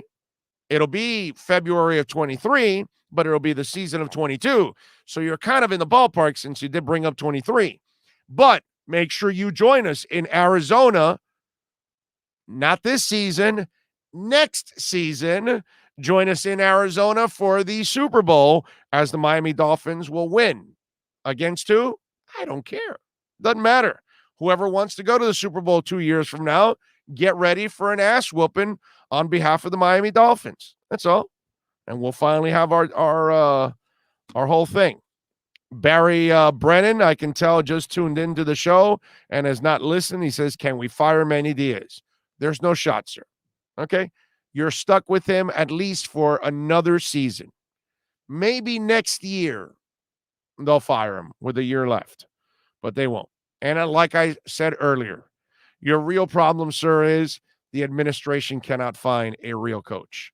So it doesn't matter. If you fire Manny Diaz, they're probably going to bring another Randy Shannon and another Al Golden and another Mark Richt and another Manny Diaz because that's what they seem to hire. They don't hire an elite coach that has actually built a program. And we will talk to Manny Navarro about Manny Diaz and everything else at 12:30. Okay? All right. What else did I want to talk about here on the program with you all? Remember, we will be at Sports Grill in Miami Lakes this week. And for the first 8 games of this season, the last 9 games will be at Bird Road, but the first 8 games we're going to be at the Miami Lakes Sports Grill location right off of 154th in the Palmetto. We'll be there 2 hours before pregame and 2 hours postgame. So come on out and join us. Let's watch the game together. Let's cheer the Dolphins on. Let's hug each other, high five each other. Let's cheer on the Dolphins, man. It's going to be a fun atmosphere, delicious wings, cold ass beer. Come on out and join us. I can't wait to be out there at Sports Grill in Miami Lakes this Sunday, folks. Finally, it's here. So please make your plans. Come on out and join us. If you go to the game, hey, man, the stadium is 15 minutes away from the Sports Grill. So come on to Sports Grill for the postgame. Come on by and say hi. Would love to meet you all. We will have an open mic on the table. So just in case anybody wants to ask any questions, you can come on up and ask a question. We will do that. We will take your questions. Unlike these, wussy-ass shows they have on 560 and 790 that they're terrified to take any calls, well, we will actually take your questions. We will actually converse with you. We will actually care about what you say. We may not agree with it, but we care what your opinion is. I may not agree with your opinion. I may love your opinion, but I still appreciate your opinion. It's a beautiful thing, isn't it? So visit us, please. Hang out with us. Big Poppy 6969 says, Big O, do you think this line will hold up? I really think we win 11 to 12 games as long as they hold up. I got them in the playoffs, so I think they're going to develop enough to hold up, sir. I don't know about being dominant and being a great team or anything like that. That's, a great line, I mean. But I think they'll hold up enough. I do. Maybe early on might be a little tough, but I think they'll figure it out, sir. Tremolio says, the board and boosters at know that football pays for the other sports. They need to make an administration and coaching move. They need to pay for a big name. Tremolio, sir, you make 100% sense. But unfortunately, the administration, I don't know if they show the same kind of desire anymore. And their check is automatic already from the ACC. So I'm wondering if they're happy with what's going on. I don't know. It's frustrating. It really is, because you were so good and you were in the spotlight constantly and bringing a lot of attention to your university, and now you don't. And now it's kind of like, it's embarrassing, actually. Really, that's what the football program is now. It's an embarrassment. It's the only way to look at it. But I don't know if they're embarrassed enough in the administration. I don't know if they care enough to be embarrassed. It seems like you all out there care more than the administration. It seems like it hurts you all more than the people in the administration. I know the coaches are feeling it. It's just unfortunate because Manny Diaz can't do anything about it because he's not good enough to get out of the situation he's in. But I'm sure they're feeling, and I'm sure the players are frustrated. But I don't know if the administration is. That's the thing. Do they lose any sleep? Do they really care? Like at Oklahoma, they give a shit, dude. Like they will do everything to set their football program up, and that's why they've been what they've been forever. No, well, not Nebraska anymore, but they will do anything to try to hire somebody. Texas will do anything, and these are programs that haven't bounced back. But, man, they do anything and everything and try to find, a head coach that is the right one. I don't know if Miami has the same kind of passion that some of these other schools that are failing but clearly are trying. We all know the other ones that are getting it right. Yeah, okay, we've seen that. But even there are other ones that are still trying to figure it out, but they're showing you more effort. They're showing you they care a lot more about their programs. And that's really the question you have to ask yourself. People have to stop. Like Manny Diaz is just a little piece of the whole thing. You really have to look at the administration. And do they really care? How badly does the administration want to win? Because they have not proven to anybody that they want to win enough. And I don't know. Maybe they can't. I don't know. Thomas Jensen says, would be awesome to see Flores give the middle finger to everybody complaining about the O-line and start the first snaps 5 wide, empty backfield, LOL. Well, first of all, Coach Flo, he doesn't play like that anyways. He's not going to bother reacting to stuff. He's certainly not going to whip out a middle finger on anybody. That guy's got way too much class. He handles things the right way. Listen, just allow them to continue to develop this team. We're going to benefit from this. That's really the end story. As Dolphin fans, we are going to benefit from all of this. They're going to be amazing. They're going to be a great franchise again. But they're starting their third year of this rebuild. It takes a little while to kind of get this thing done. We just have to show a little patience and give us. And I get it. People bring up, whoa, your patience, it's 15, 20 years. Well, don't blame them for everything else that's gone in the past. That's not their problem. That's stuff that happened in the past. You gotta measure them from 2 years on till right now. And they've done a marvelous job, And let's hope this is stage 3 where they improve again and they're able to get to the playoffs. Because if they get to the playoffs, then we now know, hey, this is it, man. This team's headed in the right direction. And like I said, 2021 the tune-up, 2022 will be the title. That's all. Let me see. What else do we have here that I wanted to talk about? I know we're coming up to the top of the hour on the show. Sporting news.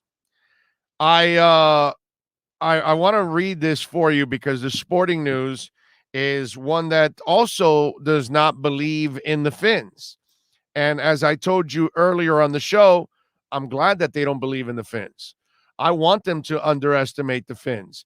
So I want to read this thing from Sporting News for you as they were giving their NFL predictions. And they've got the Bills 13-4. They've got the Pats 8-9. They've got the Dolphins 8-9 and the Jets 6-11. So they've got Miami and New England 1 game under 500 and tied. This is what the Sporting News is saying about the Miami Dolphins. The Dolphins want to make a bigger splash after getting above 500 and being in the playoff mix in 2020.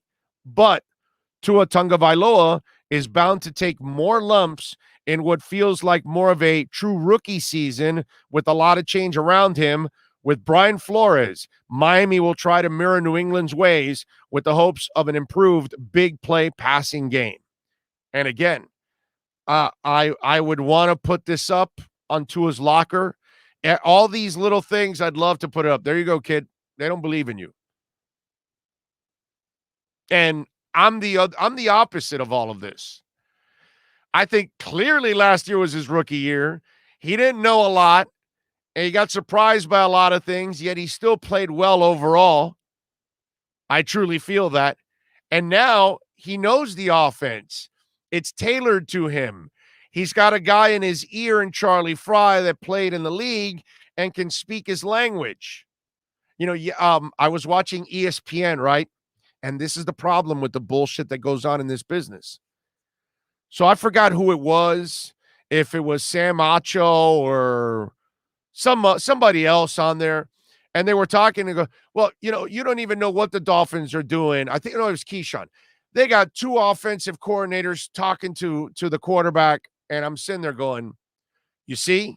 And this is the problem in this world, right? You got people that spew information about stuff and they don't know what the hell they're talking about. And I don't care if I'm talking about a virus or I'm talking about football. And so there's Keyshawn. Well, you know, they've got it. It's crazy. They've got 2 coordinators that are talking to the quarterback and nobody corrected him. You know why? Because nobody on that table actually knew that the Dolphins have Charlie Fry talking to Tua. Charlie Fry is the guy that was with him in his transition from high school to college on the 7-on-7s and all that good stuff. They don't know that information. But this is why I tell you sometimes, and some of you, can I give you a warning ahead of time already? Stop sending me Colin Cowherd videos. People are DMing me all the time. Hey, did you see what Colin said? Dude, I don't care what Colin said. Colin doesn't know jack shit about the Dolphins. He's a lazy host that just lives off of his producers. It's obvious. And that's the problem I have with a lot of these so-called talking heads. And then they're telling me about my Dolphins or my Canes or my Marlins or my Heat or whatever, and they don't really know. And when you see shit like that, it reminds you why people are full of it. But this is cool, man, that the team is being underestimated by the Sporting News and everybody else. Meanwhile, I think they've got a terrific coach. I think they've got a very good defense. Okay? I think this is the kind of team that can have also a really good offense. I know the offensive line has got to come through, but I love the weapons. I love the quarterback. I think they have enough to really cause some havoc out there. So if they want to underestimate them, that's fine. I don't know how you underestimate a team that won 10 games and was coming on the year before. See, that's the way I look at it. Everybody paints one negative thing after another, but they don't say, well, wait a minute, dude, they're 15-10 since the 0-7 start. They went 5-4 to end the first season, and then they went 10-6. So there is drastic improvement going on, and we're not giving them enough credit. Like they can't improve again. Fine. Do that, bro. Underestimate the Dolphins. I'm good with that. Okay? That's fine. This is going to be awesome when they prove them wrong. All right, let's get to hour number 3 of the program. Manny Navarro will join us for hour number 3. Give me 2 minutes, and we will be back to start hour number 3 right here on the Big O Radio Show. If you're a Miami sports fan, then there's only one store to go to, and that's Caneswear at Miami Fanwear in Davie. They're your one-stop shop for all your inner Miami CF, Canes, Dolphins, Panthers, and Marlins merchandise. They have hats, t-shirts, game day jerseys, and so much more. Located at 2511 South University Drive in Davie, and open 24/7 online at caneswear.com or innermiamiwear.com. Call them at 954-835-5597. Caneswear, the spot where Inter Miami and all Miami sports fans shop. This is the Big O Show. There's many ways to support our program, from subscribing and liking the show to visiting our terrific sponsors. Another way is using Cash App. If you would like to donate to the show and help us grow, download Cash App and search Cash Big O Show. That's Cash Big O Show. We appreciate your support as we continue to build the best sports show on the planet for South Florida sports fans. Support the Big O Show by using Cash App and donate to Cash Big O Show. Thank you for your incredibly loyal support. This is the Big O Show. There's no need to drive around South Florida wasting valuable time looking for a new or certified pre-owned Acura. Go to the #1 volume sales dealership in the Southeast United States. Craig Zinn's Acura of Pembroke Pines. Purchase with pace and space in a dealership tailored to your needs. From home buying to providing that personal touch. Contact the 2020 Satisfaction Award winner Craig Zinn's Acura of Pembroke Pines. 888-776-5123. That's 888-776-5123. Or visit them at 15601 Pines Boulevard in Pembroke Pines. There's no need to drive around South Florida wasting valuable time looking for a new or certified pre-owned Acura. Go to the #1 volume sales dealership in the Southeast United States. Craig Zinn's Acura of Pembroke Pines. Purchase with pace and space in a dealership tailored to your needs. From home buying to providing that personal touch. Contact the 2020 Satisfaction Award winner Craig Zinn's Acura of Pembroke Pines. 888-776-5123. That's 888-776-5123. Or visit them at 15601 Pines Boulevard in Pembroke Pines. The viewpoint, statements, or beliefs expressed on the following program by the host, guests, or callers are not necessarily the opinions of FantasyXS.com, Media Group, Inc., ownership, management, sponsors, or website. When it comes to South Florida sports teams, very few in the media have witnessed, lived, and covered it like the Big O. Let's start the program dedicated to your favorite South Florida teams with a passion that's unmatched. The Big O Radio Show is on. Here's the Big O.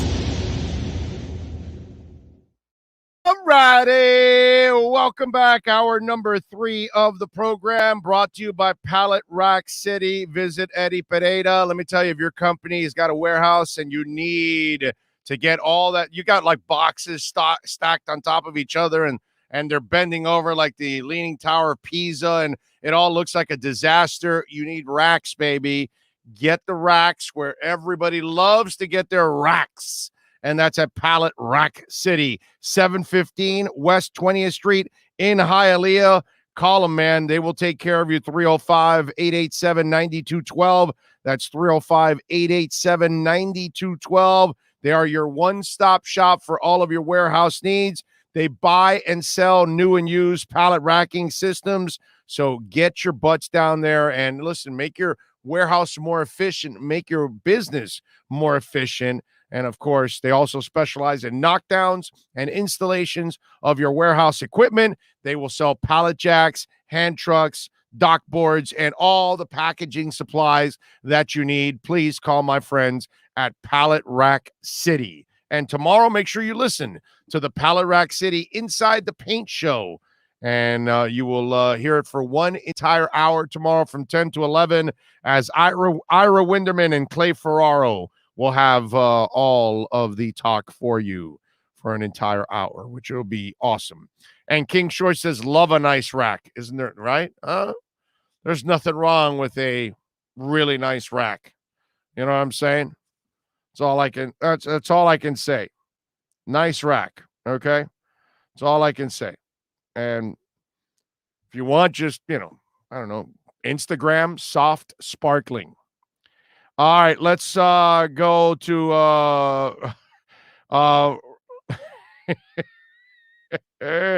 I don't love our running back situation, Jean-Pierre says, but if the line does the job, I think it will be enough. I kind of like the running backs. They're not great running backs. They're not considered elite, but I like what Gaskin did last year, and hopefully he can stay healthy all year. And if this line figures out a way of getting better every week, then I think Gaskin can have himself a hell of a year. And Ahmed, I think, is going to be a really dangerous receiver out of the backfield. That I have a feeling that that's what he's going to be, man. He's going to scare the crap out of teams coming out of the backfield. Let's see, what else do we have that I wanted to talk about here? Oh, I check this out. So I saw this list about the most hated team in pro sports. Now, this is everybody, okay? This is all teams in all pro sports. Do you know who is the least liked team in the NFL? I was actually shocked by this. Now, if you told me 20 years, maybe 25, 30, 40 years ago, you told me this, I would go, well, of course, that makes a lot of sense. So do you know who the most hated team in pro sports is? It's the Las Vegas Raiders. I found that weird because they don't win anything. They're a joke. They don't affect anything in the world. Now, 25, 35, 45 years ago, we all agree the Raiders have to be the number one team, like in all of pro sports. That automatic, it was the Raiders. They own that. And so I'm thinking, is this something that has rolled over from back in the day? It was weird. So check this out. So the Raiders were number one. The Sixers were number 4, and I can see people hating the Sixers. Number 2 was the Dallas Stars, which was kind of weird. Can anybody fill me in why they would hate the Dallas Stars? That one I don't understand. The Arizona Coyotes. How is the Coyotes number 3? It's a weird list. Raiders 1, Dallas 2, Stars. Cowboys could be, right? That would be legitimate that people hate the Cowboys because it's such a clown show. And Jerry Jones, people look at him like, come on, this guy's an old fool at this point. So the 76ers are number 4. The Bears are 5. Toronto Maple Leafs 6. The Canucks 7. The Sabres 8. How are there so many hockey teams when very few people give a shit about hockey in this country? Weird, right? Toronto Raptors are 9. Denver Broncos are 10. CF Montreal, your first MLS team, is 11. And the Orlando Magic is 12. Now, I can only speak for myself. I can't speak for any of you out there. I can't even try to stereotype it. But I got to say, I don't like the Orlando Magic. I think I made that clear yesterday, the day before, whatever. I'm not a Magic fan, but they're 12. Galaxy 13. The Milwaukee Bucks, The NBA champions are 14, which again, it's hard to dislike Giannis and the Bucks. Edmonton, then the Denver Nuggets, then the Columbus Blue Jackets, then the New York Islanders. I'm starting to think that the people that voted on this, it was like, which sports teams and sport do you hate the most? And people, I'm sure they would pick hockey over most of the sports except for baseball, which that was the weird thing, that there aren't any baseball teams on this list. Then you've got the Columbus Blue Jackets, New York Islanders, the Minnesota Jazz, the Minnesota United, the Utah Jazz, the Houston Texans, and then the Miami Heat. The Miami Heat was at 22. And the Miami Heat was kind of like a lovable team 2 years ago in the bubble, right? People were freaking out with Miami. Now, is all this rolling over from the Big Three era? That's kind of is this are we staying with the Raiders from the Oakland days and the dirty, Raiders from those times? And are we going back to the Big Three and the Miami Heat? And the Miami Heat was number 22. Calgary Flames 23 and Atlanta United FC 24. This list is so bogus because there's no way there's this kind of passion for hockey. They don't care enough to hate these teams in hockey. I mean, for Christ's sake, 1, 2, 3, 4, 5, 6, 7, 8, 9 hockey teams on there. And if you actually made a list of top 25 hated teams, not one hockey team would be on it. First of all, it's almost impossible to hate hockey players. There's only 1 or 2 jerks in the entire league that you really dislike overall. Hockey's one of those that you admire the hell out of those guys. That's why I think this list is kind of bogus. One, the Raiders cannot be the most hated team because they're just a bunch of losers that have no impact on anything whatsoever. Now, do they hate them in Oakland? Maybe. Not the fans, but the leaders and all that because they left? Maybe. But around the country, it's the Raiders they're like a gnat. They're it's brushing them off your shoulder. It's kind of weird, right? So the question I have for those of you that are on the chat board, or if you're listening on the podcast at any time, send it in send it in on the email at bigoradioshow@yahoo.com or on Twitter at Big O Show. Who is in your eyes, your opinion, who's the most hated team in pro sports? Now, how are the Jets not on that list? The Jets are hated, right? Because they're obnoxious. The Yankees were not on that list. You're going to tell me there aren't a lot of people that hate the Yankees? There's a ton of people that hate the Yankees like poison. Hey, come on. There are teams out there that are disliked legitimately, and they weren't even on that list. In fact, I think I said it before, there wasn't one baseball team on the list. The Astros, after cheating, they've got to be number 1, number 2, number 3 overall. How do you make a list of most hated pro teams and there's no baseball team? The Jets aren't on there.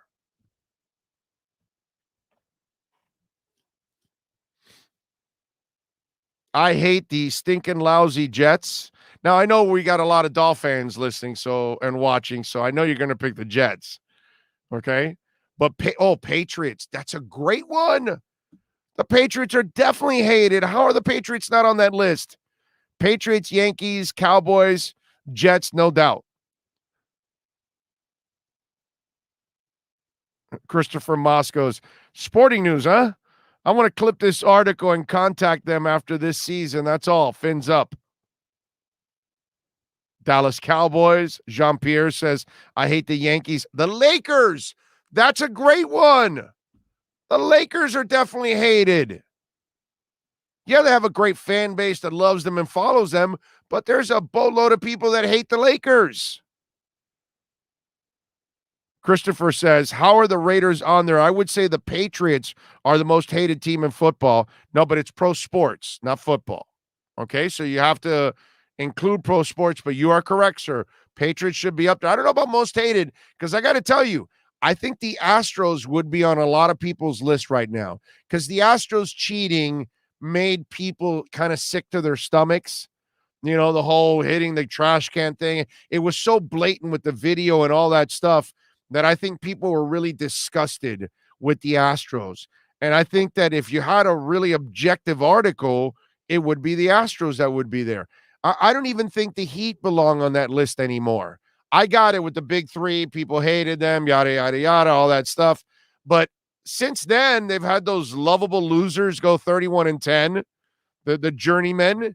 And then they had the kids make a run last year in the bubble. I don't think that the Heat would be listed as one of those teams that's hated right now.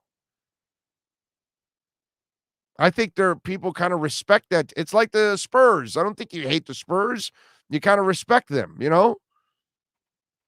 Now, the Yankees, I could see you hating the Yankees. The Astros, oh my Lord, I can see everybody hating the Astros and hating the Patriots. Because when you win, they hate you. So let's see what we got here. I can't stand the Niners. Okay. Call of Duty says, I'm a Magic fan. King Short says, I'm a Magic fan. Wow. We got Magic fans listening. How about that?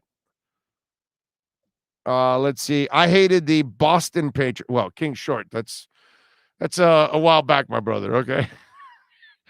You're going back to the AFL days. Because that's when they were the Boston Patriots, when they were in the AFL. I think they were always New England in the NFL, if I'm correct, right? Or did they change or did they keep Boston Patriots through the early part of the NFL when they joined? I'd have to look that up now. Now I got to look that up. Astros cheating, they should be the most hated team. I agree. That's what I said. If you add sports in general, Real Madrid and Barcelona, no doubt. They'd be up there too. Yeah, Manchester City too. I mean, Manchester United too. They should have a lot of hate. But we're talking about this country right now. Okay. Chico's Bail Bonds baseball team. Nobody hates the Bad News Bears, Dougie Fresh. That's just wrong. Now, we hate the Yankees. Okay? We hate the pro Yankees and we hate the Little League Yankees. All right? Those guys are jerks. I mean, they threw Tanner in the trash can.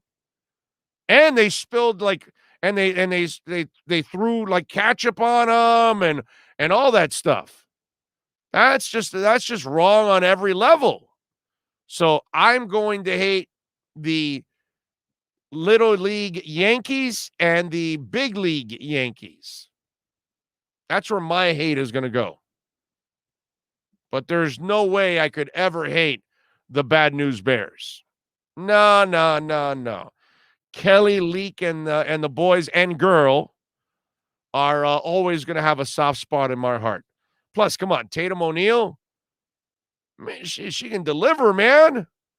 Got that fastball going. She got a curve. She got it breaking at 2.5 feet. Even though Boilermaker doesn't believe it, but she does. Boilermaker goes, you've been practicing. Impossible to dislike the Bad News Bears. Dougie Fresh, that is un-American of you to dislike the Bad News Bears. Okay? You cannot do that to the Bad News Bears. What else do we have here? Don't forget, folks, to reach out to us on YouTube at Big O Radio Show at yahoo.com. On Yahoo email, that is. YouTube, of course. Twitter, Big O Show. Let me see. We got a super chat coming in. Thank you, Pro Book Picks. And he is asking, or she is asking, not sure if it's a he or a she, because it's just called Pro Book Picks. went to the Bama versus Canes game, and I was overwhelmingly disappointed. The 2 plays before the half showed Manny's loser mentality. I left the stadium before they even kicked the ball. Pathetic. I don't blame you, my brother. Listen, everything about it, that quarterback sneak up the middle. But now, I will tell you this, okay? Can we get past thinking that if you would have passed a little bit more, or if you didn't run up the middle, or nothing was going to make a difference that day? I just want everybody to know you cannot overcome Manny Diaz. Listen to me when I tell you this. You cannot overcome Manny Diaz. And that's your main problem. If you don't have a great coaching staff, it's impossible to become a great team. The problem is Manny Diaz. So as long as Manny Diaz is the coach, you will always lack something out on the field. And nitpicking about whether they should have done this or should have done that, all you're doing is torturing yourself. In the end, the guy that runs the football program is part of the problem. Not completely, as I've already spoken about this in the first 2.5 hours of this show. The other problem is the administration of the Miami Hurricanes. I don't believe they care enough about winning. I don't believe they care enough about getting ultimately the best coach out there. They keep getting the under-the-radar, unproven guy in Manny, in Randy, in Al Golden. That's what they keep getting. And while Mark Richt was proven at Georgia, unfortunately, the man just did not have emotionally what he needed in the tank to be this guy. And then sadly, now we've found out about, his, I believe it's Parkinson's, which is just terribly sad. And obviously that's another setback personally, and hopefully he can fight through it and have a long life and enjoy his family. But the bottom line is, as long as you're settling for the Manny Diaz's of the world and the Randy Shannons and the Al Goldens, you're not going anywhere. So Manny's your problem, and the administration is your bigger problem. So nitpick all you want, and they should have done this, and they should have done that, and everything else. In the end, this program is going nowhere ever again until the administration changes the way they think, until they have the passion that Alabama has, and LSU, and Georgia, and Ohio State, and Michigan, and Texas A&M, until they get to that kind of passion, the crazy passion that they want to develop their football program and have the best coaches, there's no effing way they ever win. Ever. That's my story, and I'm sticking to it. Dougie Fresh said, "So sorry. My favorite movie is Bad News Bears. I just tuned in and thought it was a favorite team. Also, everyone needs a friend like Tanner." Hell yeah, you got to have Tanner. Although I love when the big kid and they're playing that other team. It's not the Yankees. It's another team, and they're switching fields. They're one's going to bat, the other one's going on the field, and the tall kid walks by him and says, "Hey, Tanner, does he go to the bathroom for you too?" And Tanner chases the guy that's 3 times his size to try to it's awesome. You got to love Tanner, bro. You got to love Tanner. That's like one of the best child characters in the history of mankind. Christopher Moss says, "I want the national media to disrespect us, so when Tua and the fans prove everybody wrong, it'll be sweeter. Let's go Dolphins." Oh, remake is so late. Nah, yeah, I never even finished the remake. Remakes are so dangerous. Most of them suck. Once in a blue moon, they might come up with a decent remake. But yeah, the one with what's the name of the guy that had was Angelina Jolie and Billy Bob Thornton? Yes, yeah. Terrible. I'm with you there, dude. Absolutely terrible. But it's hard to beat the original one, man. It's so good. It's so perfect, is what it is. All right. What else do we have here? Bad News Bears will be canceled today. LOL. Yeah. Yeah, well, no, especially when Tanner, when what's her name? Tatum O'Neal comes to pitch, and then he throws that line first, this, and this, and now this. That line would never, ever fly ever again on television or radio. Or movies. You just can't do that anymore. Right? That line there was just like, whoa. That was his what's his name? His Don Rickles moment is what that was. The best remake of all time is Godfather 2. Remake? Do you know what a remake is? That's not a remake. Unless I'm missing something, did somebody remake Godfather 1 and 2? That's called a sequel, sir, not a remake. A remake is when you redo a movie all over again. I'll give you a good remake. One of the few that I can remember, Halloween by Rob Zombie. He did an awesome job, dude.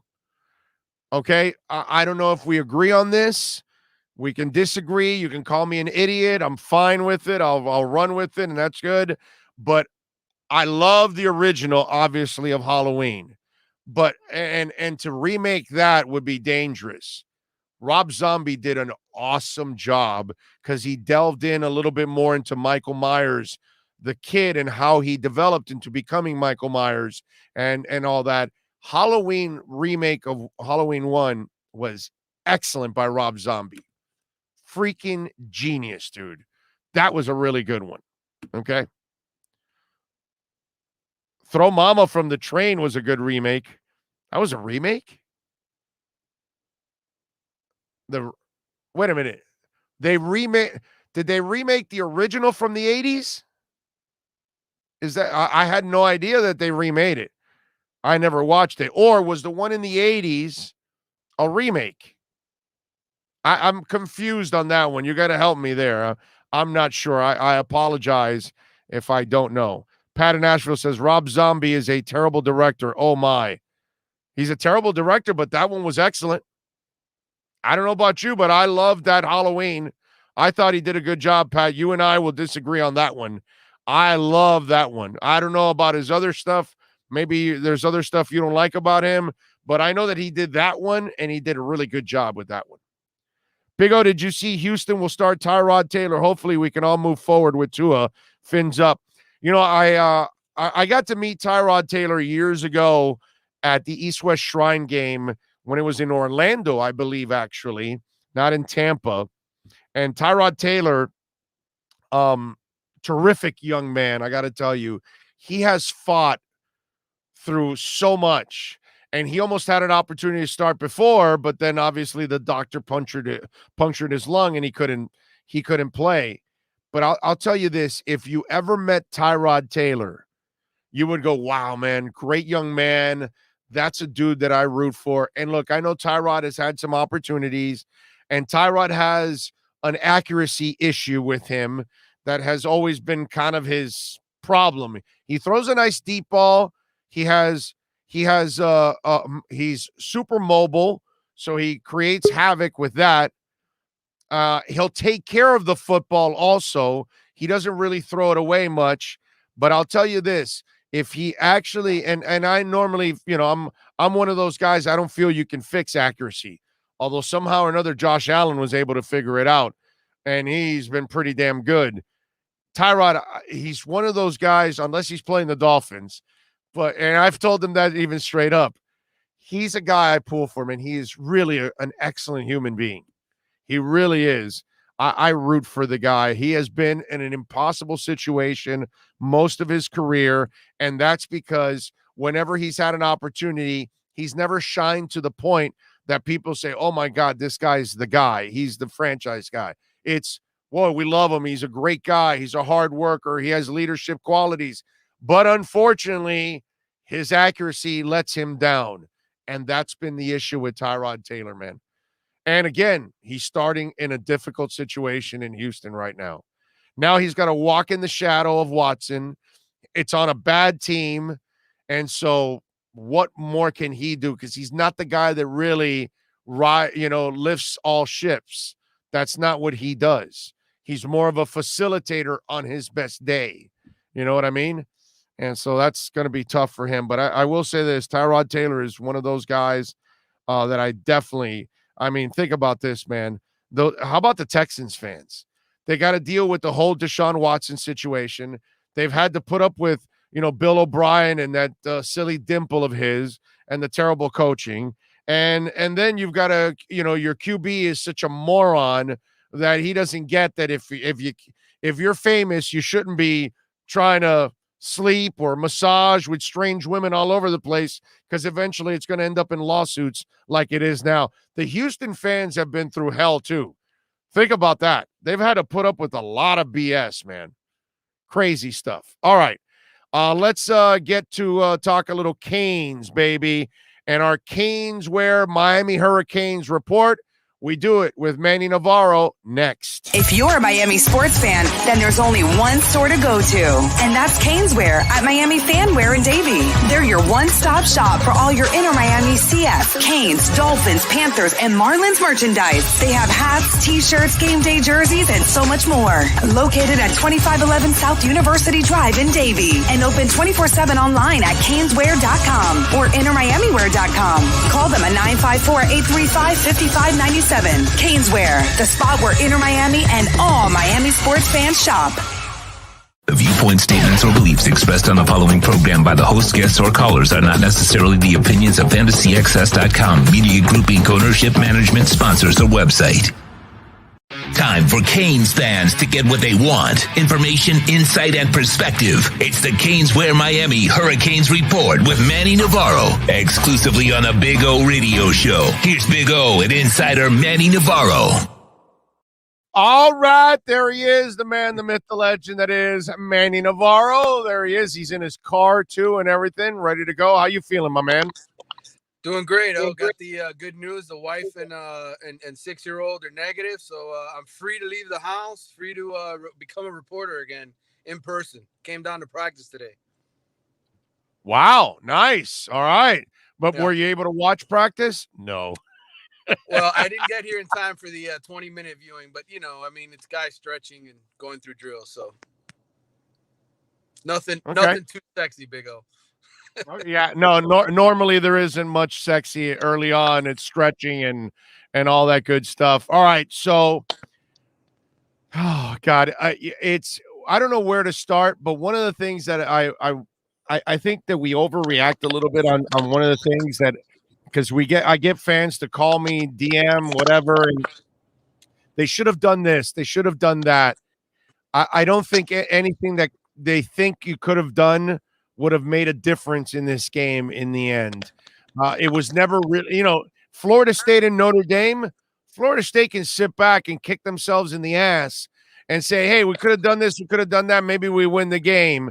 But I think that's one thing that's pretty obvious. No matter what you did, they were completely outclassed at every level. Yeah, that's the one thing I took away from this game. Is, and we knew it going in. I gave you the stat last week, right? 11 5-stars for Alabama on the 2 deep, 1 for Miami. I get it. People are disappointed with the job that Manny did in this game, getting these guys prepared. You shouldn't lose by 31 points. But you know what? Alabama's just that much better than everybody. And let's face it, Miami's still nowhere near being a contender with the roster that they have. And I know people get upset. They say, well, Manny's been there. This is year 3, and he's had 2 years to recruit. How many of these guys are ready to play in the first or second year normally, right? And so I get it. There's frustration. You don't want to look as bad as they did against Alabama.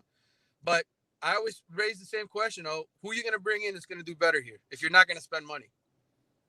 Right. And I piggybacked a little bit off of your theory of, and which I agree with you, that if you're going to hire somebody, you got to hire somebody that has built programs before and has experience.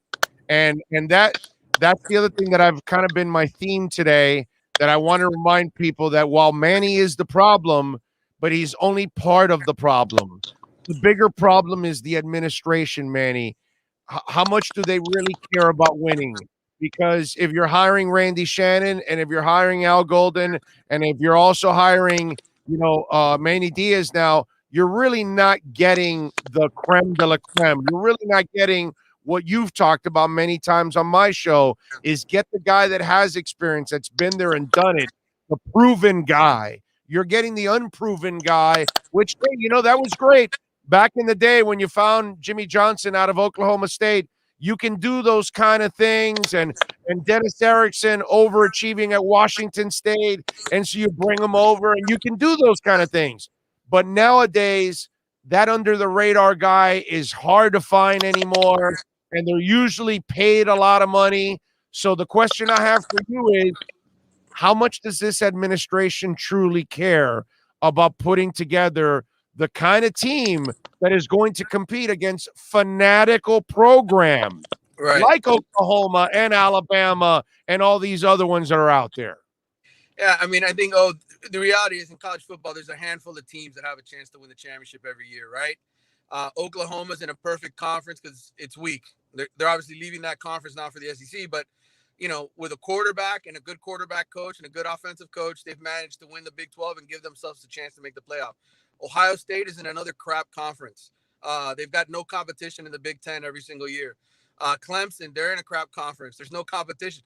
And then it's everybody else in the SEC, right? It's the LSUs, it's the Alabamas, it's the Georgias. Those are the teams that realistically have a chance of winning a championship every year. So unless you want to sort of say to yourself, I want to be at that level as a program like Miami and spend $10 to $12 million on coaching, not just $3 or $4 million on coaching, you're going to continue to be at this level. And it's been 20 years of this. And people, I know. I don't understand how they continue to be baffled or surprised. What do you expect? And so, firing Manny does nothing. It really does. It does nothing. All it does is start the whole process over again. You look at Clemson. To me, they're the closest comparison because they're in the same conference. Dabo, it took them 5-6 years and landing a bunch of really good quarterbacks before they got into the conversation. Manny's in year 3. Like I said, none of the players that are any good that he's recruited the last 2 years are playing now unless they came in through the transfer portal. So I don't get this whole rush of, hey, we got killed by Alabama. Look how far. Yes, you're that far away after 20 years of this. The main thing that Manny has to maintain here is win 9 to 10 games. Don't lose the games you're not supposed to, right? Don't lose the games to Duke and FIU and all these people. Get into the conference championship game, and that is how you take a step forward. There's no, hey, year 3, Manny Diaz is going to beat Alabama and win the national title. That's not going to happen. It's just not going to happen. So, Just to follow up, I've said this a couple times in the last couple of days. I don't see Miami ever being elite again. Right. I just don't, because they don't do the things that elite teams are going to do. They don't have the crazy dedication to football. They do just enough, and they've teased people enough. And listen, in the end, all of us that experienced all the greatness, we're going to eventually all die. Okay. No, I got to be honest right now, because we got a group of young people over the last 20 years, but they don't know what really good football is anymore. And before you know it, in the next 10 to 20 years, if you keep doing the same shit, by then you're going to have plenty of people that forgot about those days already. And there are days gone by, and it's just another era, and it was so long ago. But that's kind of what we're in the process. And unfortunately, we have a lot of people that are in our age group that keep waiting and waiting for that moment to come back again. And then we got to look at Michael Irving and Edgerrin James make complete asses out of themselves, talking about they're going to shock the world. And that's because they're all stuck in this rut that they think greatness is right around the corner again. And it couldn't be further from the truth. If everybody just, put their expectations into reality, nobody would feel this way. Nobody would be upset. Right. I mean, what has Manny done in 3 years here to make you think they're ready to beat Alabama or even Right. compete with them. That's what I said last week. I mean, I just, so forget the expectations. Live in reality. Live in reality that your school is what it is. It's one of the other 35, that are going to be 7, 6, 8, 9 win 10 team and never beat the great teams until they get to the point where they've got enough talent to step on the field with those guys and enough good coaches to coach those guys up to put you in a position to win. There's a wide gap. There is a gulf between Miami and Alabama and the elite teams in college football. Yeah, there's no doubt. And to use a basketball term, Miami's become a mid-major. That's it, dude. That's what they are. They're not the scrubberinis of college football, but they're a mid-major. They're gonna flirt with the teens in the rankings. Every once in a while, they might crack the top 10 for a week or two or whatever. But they're a team that right now they're kind of middling, and they're stuck there. They're a bowl team. They're a perennial bowl team who could win their division. Right. A bad division. Right. Yes. Right. Who's good enough to win their division, but who knows? Because 7 different teams have won that division, whatever it is, the last 7, the 7 previous seasons. I mean, it's just a rotation. I understand, like the feeling is, well, bring in the right coach. You're not going to get the right coach for $3 or $4 million. No. I mean, and ask Michigan, by the way. Ask Michigan, by the way, how it's going with Jim Harbaugh, who they spent a boatload of money on. And by the way, the $3 or $4 million buys you just the coordinators. Yes, exactly. Okay, the $3 or $4 million, it should be just coordinators. That's it, and that's where that's where they're not ready to compete with these other teams, and they're going to lose out to other teams that are like a Texas A&M. They're going to lose out to teams like that because they're going to be willing to buy Jimbo Fisher and his staff and spend a boatload of money. And that's something that, they have fallen behind. So let me ask you, Manny, is it realistic? Could they ever really spend that kind of money? What kind of money does this program have? Because sometimes we talk about it and we say, well, Miami doesn't have that kind of money. They can't spend that. Could they if they wanted to, Manny? I think so. I think there were people that were willing to buy out, Mario Cristobal at Oregon to bring him down here because they know he'd be an elite recruiter down here, which is the first step in getting back to being the kind of program you want to be. I think they could. Granted, the ACC of the Power 5 schools, it's got the worst contract. They're signed in through 2037. And, all the other conferences right now are going to start making more money than the ACC is. We'll see how this quote-unquote alliance works out. And if those extra matchups against the Pac-12 and Big Ten, assuming they happen by 2030, how that helps maybe bring in more money. But, look, there's a lot of people individually around this program that give this school a lot of money that want to get this thing fixed. I just don't think the board of trustees and the people who run the University of Miami prioritize football the way Alabama, Ohio State, Clemson, Georgia, Oklahoma, those schools do. They're not going to bring out the checkbook and spend all that money on football. Look at how this university has changed the last 20 years, Bigger. When was the last time you drove down here? I don't know how long it's been. All the time. Yeah. I mean, it's completely different. I mean, there's so many beautiful. That's where the money's going. That's where the money's going. Right. So, right now, do they have the money? Hell yeah, they got the money. Okay, so let me ask you something, because I'm going to come completely from ignorance here, so I depend on you because you're on the beat and you're going to know more than I do. If they have the money, doesn't it behoove them to also invest in the football program, because then they will produce a lot more to pay for the athletic program, because obviously nothing else in the athletic program is really producing money. Maybe basketball, I think, used to, but in the direction it's going in now, they're probably losing a lot of their attendance. But most of their sports don't produce money. So are they just better off paying for their athletic program directly from the ACC money? Or does it behoove them to invest more in football so it then will produce more in the end with bigger bowl games, packed stadiums, more memorabilia sold, et cetera, et cetera? Think about it from their perspective. They're making a lot of money from the ACC. They already got their wish. They got into a Power 5 conference. That has raised them to a level where buildings are going up around here. Do you see them hurting like they were in the 1980s? When nobody was attending games and there was no money coming in? They got their money.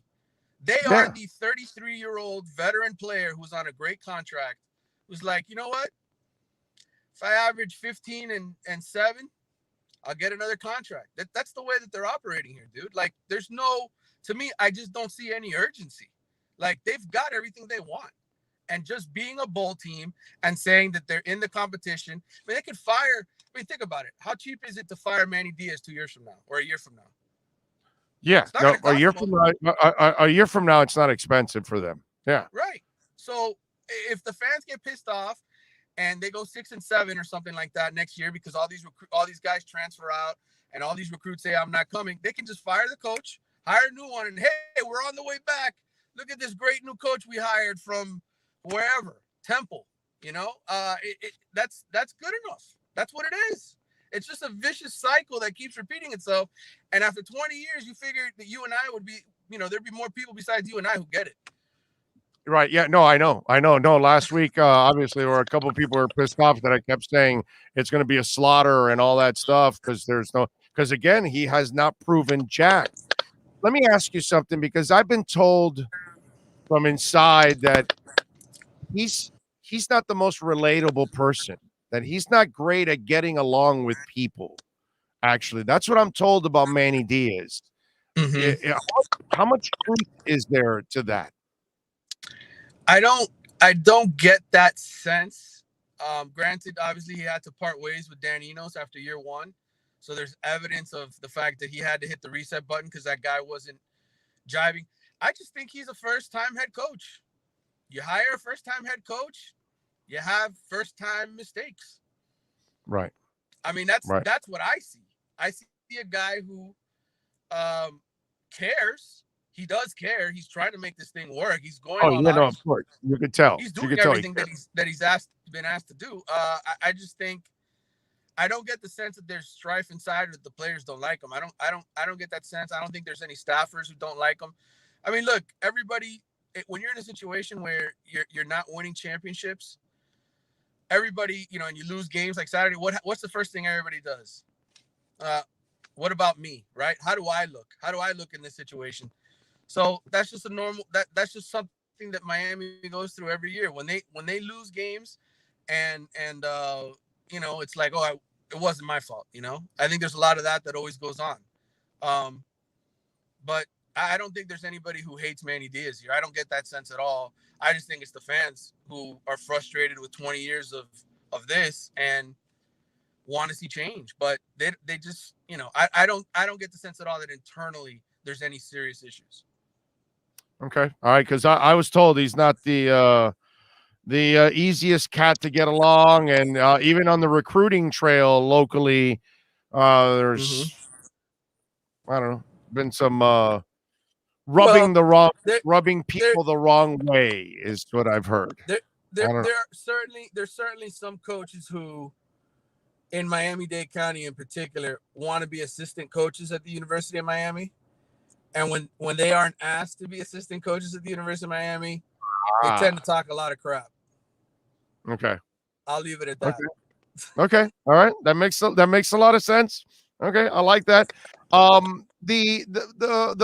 The Bubba Bolden targeting, which to me was like a really dumb foul.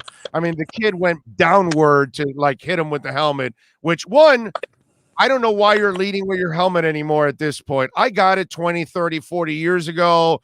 People taught football that way and all that. By now, I don't believe these coaches are teaching you to lead with the helmet. And yet we had to go through the Amari Carter thing. Discipline on the field, intelligence on the field. Why is that an issue with this team constantly under Manny Navarro, under Manny Diaz, Manny? Because that's the way the kids are nowadays. Oh, I mean, I'm not sitting here defending these guys' coaches' actions for everything. There's certainly ways that they can go about doing things better, but it's a different kid nowadays, in my opinion. I mean, They're different players from 20, 30, 40 years ago. I think all the old time players will tell you the same thing when they come down here and they talk to these guys, right? They just, what's wrong with this kid? Why is he thinking this way? What's going through his mind? They're taught how to avoid targeting. They're taught. Bubba Bolden goes out there and he does it. Like, again, this is why when I defend the coaches, when I quote unquote defend the coaches in the eyes of the fans, this is why I do it, because it's obvious that they're doing their job. The players just aren't doing theirs. Right. So, I mean, they've gone over targeting 1,000 times, and Manny Diaz doesn't like the rule, and he's expressed that, and I get it. I don't like the rule either, by the way. I think it's kind of stupid. I think, in the end, ejecting somebody for that, you don't really, it's a bang play so much of the time. Well, wait a minute. If the defender's going this way and the receiver drops down to protect himself and then there's collision, that's when I don't have a problem with it. It's not the defender's fault. In this case, this young man went downward and he clashed helmets. I completely agree with you. Throw his ass out, because you could have concussed that kid. And if that happens, then we don't want to see any kid concussed, not Bubba and not the kid that's taking the hit. You know what I mean? That was irresponsible on Bubba's part. That's fine, and I agree with you on that part. What I'm saying is the rule overall sucks. I got you. Think about how many games are affected by this every single week, and how many times guys get ejected when they do it the right way, and they still just make helmet-to-helmet contact because of what happens. Right. I mean, that's the bigger issue. So to me, take away the ejection. Right. I'm with you. When it's that called when they collide, but it was inadvertent. In other words, right. That's what I'm with you on that one. Yes, 1,000%. But that one was purpose, and I think that was. And I truly feel that Bubba was frustrated that he's getting his ass kicked at that moment, and he wanted to unload on the kid, and so he used his helmet. That's kind of what I feel ended up happening. Again, not that any of this would have made a difference or whatever. What the hell was Lashley thinking on the quarterback sneak up the middle against the meat of that defense, dude? What is he thinking? Yeah. I mean, I think part of it might have been De'Eric in his knee and his leg, right? Because De'Eric even said, I should have dove. I should have done more. And if you look at that replay, I hate watching film on Sundays, Big O. I spent 6 hours reviewing all of this crap. It's so boring, especially a 44-13 game. But he could have pivoted to the left and got to the end zone. He just went inside. And so, I get it. You don't call that play out of the shotgun 5 yards deep. Maybe you do it 3 yards deep, short shotgun or something, so you get a better chance at it. But listen, man. Oh, it was smooth up until now. And then we've got frozen Manny Navarro. Oh, look at that. Oh. We had him. Manny froze. Let's see if it gets unfrozen. No. It's still frozen. Sorry, folks. This is live radio, baby. And it completely froze. That's it. Although, wait a minute. You've got okay. I'm not freezing. I'm seeing myself. I'm still moving around. So it's on Manny's side, unfortunately. Looks like he ended up getting there he goes. It ended up dropping. Let's see if he hooks up again and we get him on and get him to finish his point, and we'll close out the segment. What cell service does Manny? Oh, come on. That happens to every cell service. It's not I know it's a running joke for all of us, but we all know no matter what cell company you have, there's always going to be a moment where it freezes, it dips, whatever. And that doesn't matter. No, there's no such thing as the perfect cell phone company. They all use the same damn towers anyways, man. Oh, Lordy. All right. I turned the game off in the first quarter when Bama went up 27-0. I don't blame you, Raphael. I'm sorry, Bromar. I don't blame you on that. Why would you even keep watching? You know what I mean? Tremolio says what needs to happen at all high school, prep schools, Aquinas, etc. Those coaches need to encourage their kids to go to UM and not Bama. Tremolio, you can't do that, my brother. Kid's got to go where he feels he's got the best opportunity, and the parents and the guardians are going to make sure they're going to go to the place that's got the best opportunity. Tremolio, what UM has to do is create an environment that people want to be a part of, that the elite players want to be a part of. And, Manny was on to something. It's a different kid now. They don't want to go somewhere where they've got to build it up themselves. That's been the problem here. A lot of these kids have put on the U helmet, and they think that once they put on the helmet, they are those guys, and they're not. And that's the difference. We do have Manny back. Manny, there you go. You froze. Hey, I apologize. I got a weird thing on my phone as I'm holding here. It says overheating. I'm like, what the hell? How's my phone overheating? And you just disappeared, so I apologize, man. I'm hopefully the it's all good here. I'm like, it's all right. Finish the point so we can wrap it up there. Go ahead. What you were saying? Well, I was just saying that I think you know what? I lost my train of thought just now, Big O, with the. I was trying to get. What was the point again? I was making. Well, you were talking about the kids that they're different in communicating. Yes. Go ahead. My point was just that the kids to me are different nowadays than back in the day. And, I think you can try to coach them up as best as possible.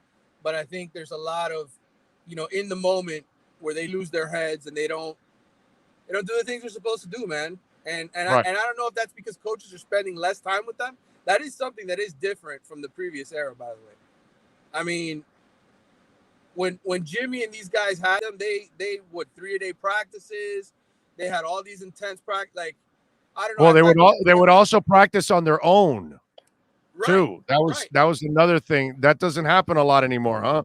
They don't practice on their own. They don't have. They don't have former players cooking them up. They do get together and they do stuff, but I just think, it's a different player, man. It's a different era. Yeah. I think that's why you see the type of mistakes that you see with these guys.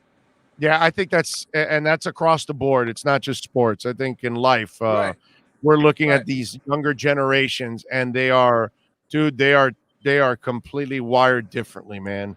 Absolutely wired differently. So that I will definitely agree with that. Manny, what are you working on in the Athletics so folks can check you out, my friend? Well, I just had a couple of articles. Like I said, my Sunday game film where I spent 6 hours reviewing that tape. That's up there to read. I just put out another article about 3 plays Lashley said that they left on the field.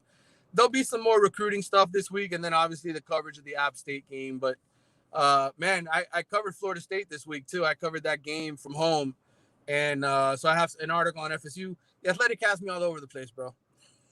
Yeah, no doubt. I see it. You're like Sagua Fair. You're everywhere. Yes. There you go.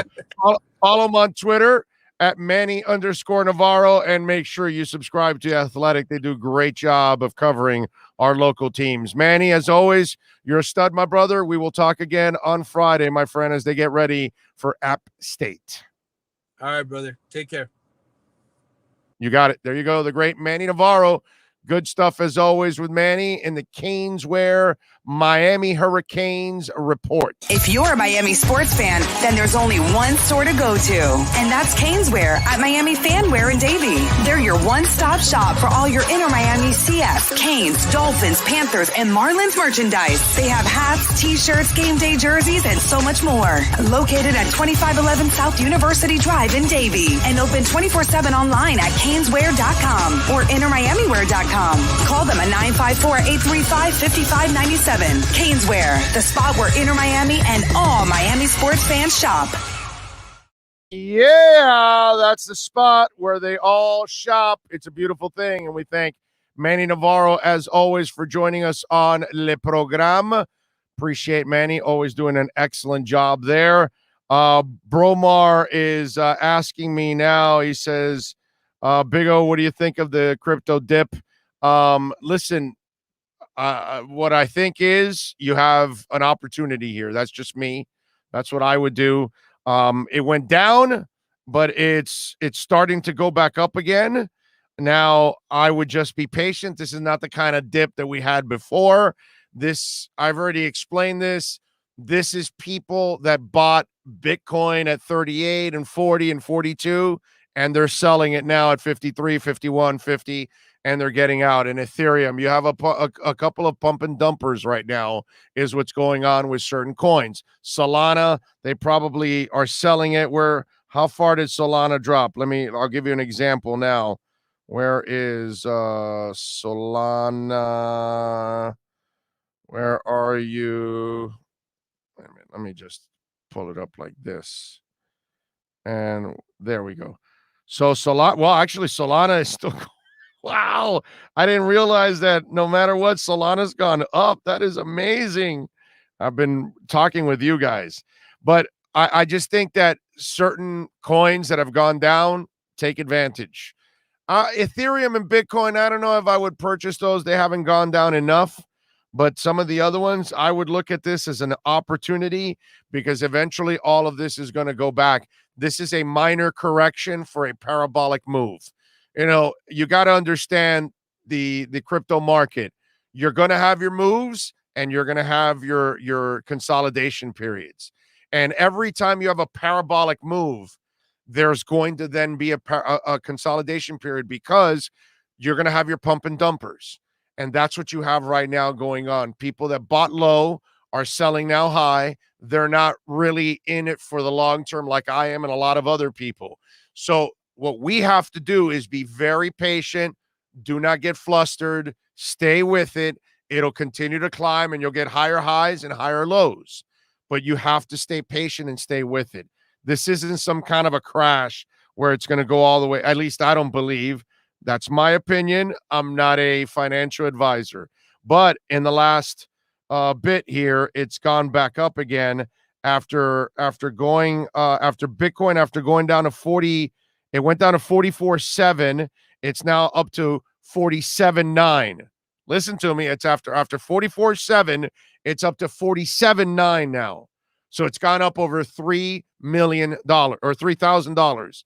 And that's not, actually it's 3.2, it's gone up. So you're going to watch it bounce right back now. And whales and institutions are going to see the dip and they're going to take advantage of this kind of money. So there you go. That's why I told you guys that, if I am in this market, which I am, I look at VeChain right now, and VeChain went down 13% and went down to 13 cents, I would get in on it. That's not a bad price to come in on VeChain. You know what I mean? You could have gotten it earlier at 5, 6, 7, 8, 9 cents, but it's not going to go down that far now. It's going to go to 13, and then it'll climb back up again to 17, 18. Crypto.com was at 20 cents. It went down to 17. So these are things that you can take advantage of. That's what I would do in this case. Do not panic. Okay? Do not panic. That's what you can't do. Do not panic and do not sell. Stay with it. It'll climb back. That's what I would do, not a financial advisor. Big O, exactly. Crypto needs to breathe. This is part of the cycle. Exactly. That's all. Just don't. If you lack patience, do not invest in the crypto market. All right. Let's see.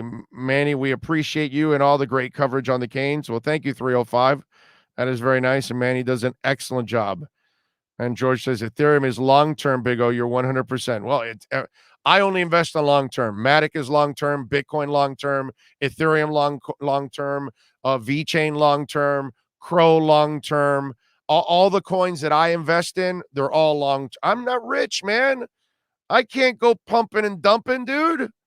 I wish I had that kind of money, but I don't. If I was rich, I could become so much richer in the crypto market because I would have done what some of these people are doing.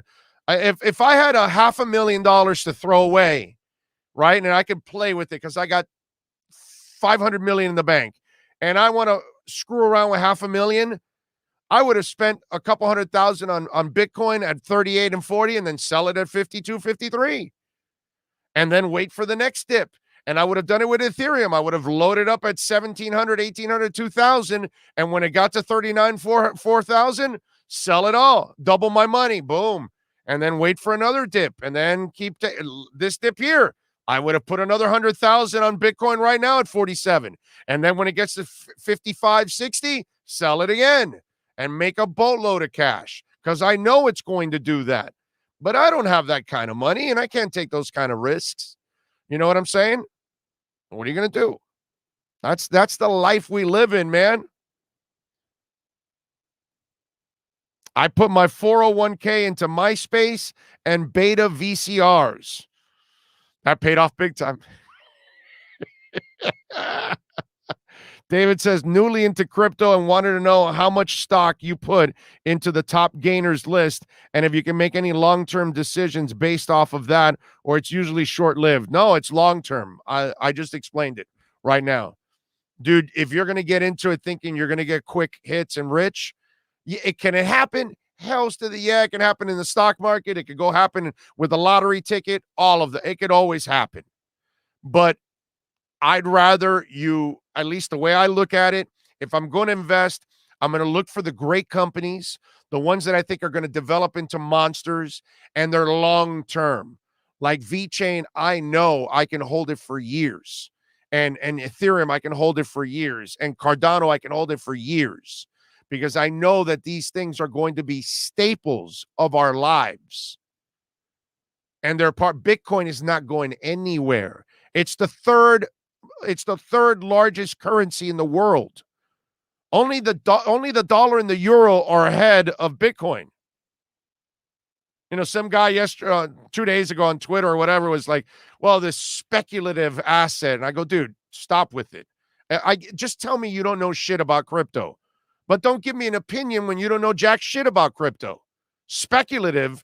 How can it be speculative when you're the third currency in the world? You know what I mean? It's like crazy. It's worth 50,000 a coin. There's no speculative there, dude. It's impossible to call it that. You know, if you follow what the hell's going on, you got countries that are instituting this as their currency now. It's not just El Salvador. It's going to be a couple of other countries coming up, and before you know it, there'll be 100 countries that are going to be using Bitcoin as their currency, which, again, I don't agree with using Bitcoin as currency, but whatever. You know, that it is what it is. That's what my problem more is with the people that think they know crypto, but because they don't know shit about it, then they comment on it like they know something about it and they don't follow it and they don't know anything about it. And that's the problem. So there you go. All right. Big O, did I miss the Dolphins portion of the show? Well, we had all kinds of Dolphins talk throughout, my friend. All you got to do is rewind and you'll get plenty of Dolphins talk all throughout. It wasn't like one portion. I kind of talked Dolphins in different parts of the hours, different things that came up. So we always have, as always, there's plenty of Dolphins talk there. All right, we are wrapping it up here on the show. We thank Sean Stanley and Bill Preston, as always, working hard on this show, making it happen. Obviously, we thank everybody and everyone out there that contributed to the show. If you gave us a little love on the Super Chat, David, G Firm, Pro Book Picks, Dougie Fresh, appreciate all of you out there chiming in. Let me see if we have any on the... Oh, we do have also here Samuel Robina, Steven Gonzalez coming in on the Cash App. Thank you, sir. Thank you out there. Let me see. Nothing on Venmo. Appreciate it all. Remember, Cash App and Venmo, best ways to make the donation because we get 100% of it, and we thank all of you out there. Cash Big O Show is the address, Cash Big O Show. We will see you tomorrow. Same time, same place, same bat channel. You all out there have a great one. There's many ways to support our program, from subscribing and liking the show to visiting our terrific sponsors. Another way is using Cash App. If you would like to donate to the show and help us grow, download Cash App and search Cash Big O Show. That's Cash Big O Show. We appreciate your support as we continue to build the best sports show on the planet for South Florida sports fans. Support the Big O Show by using Cash App and donate to Cash Big O Show. Thank you for your incredibly loyal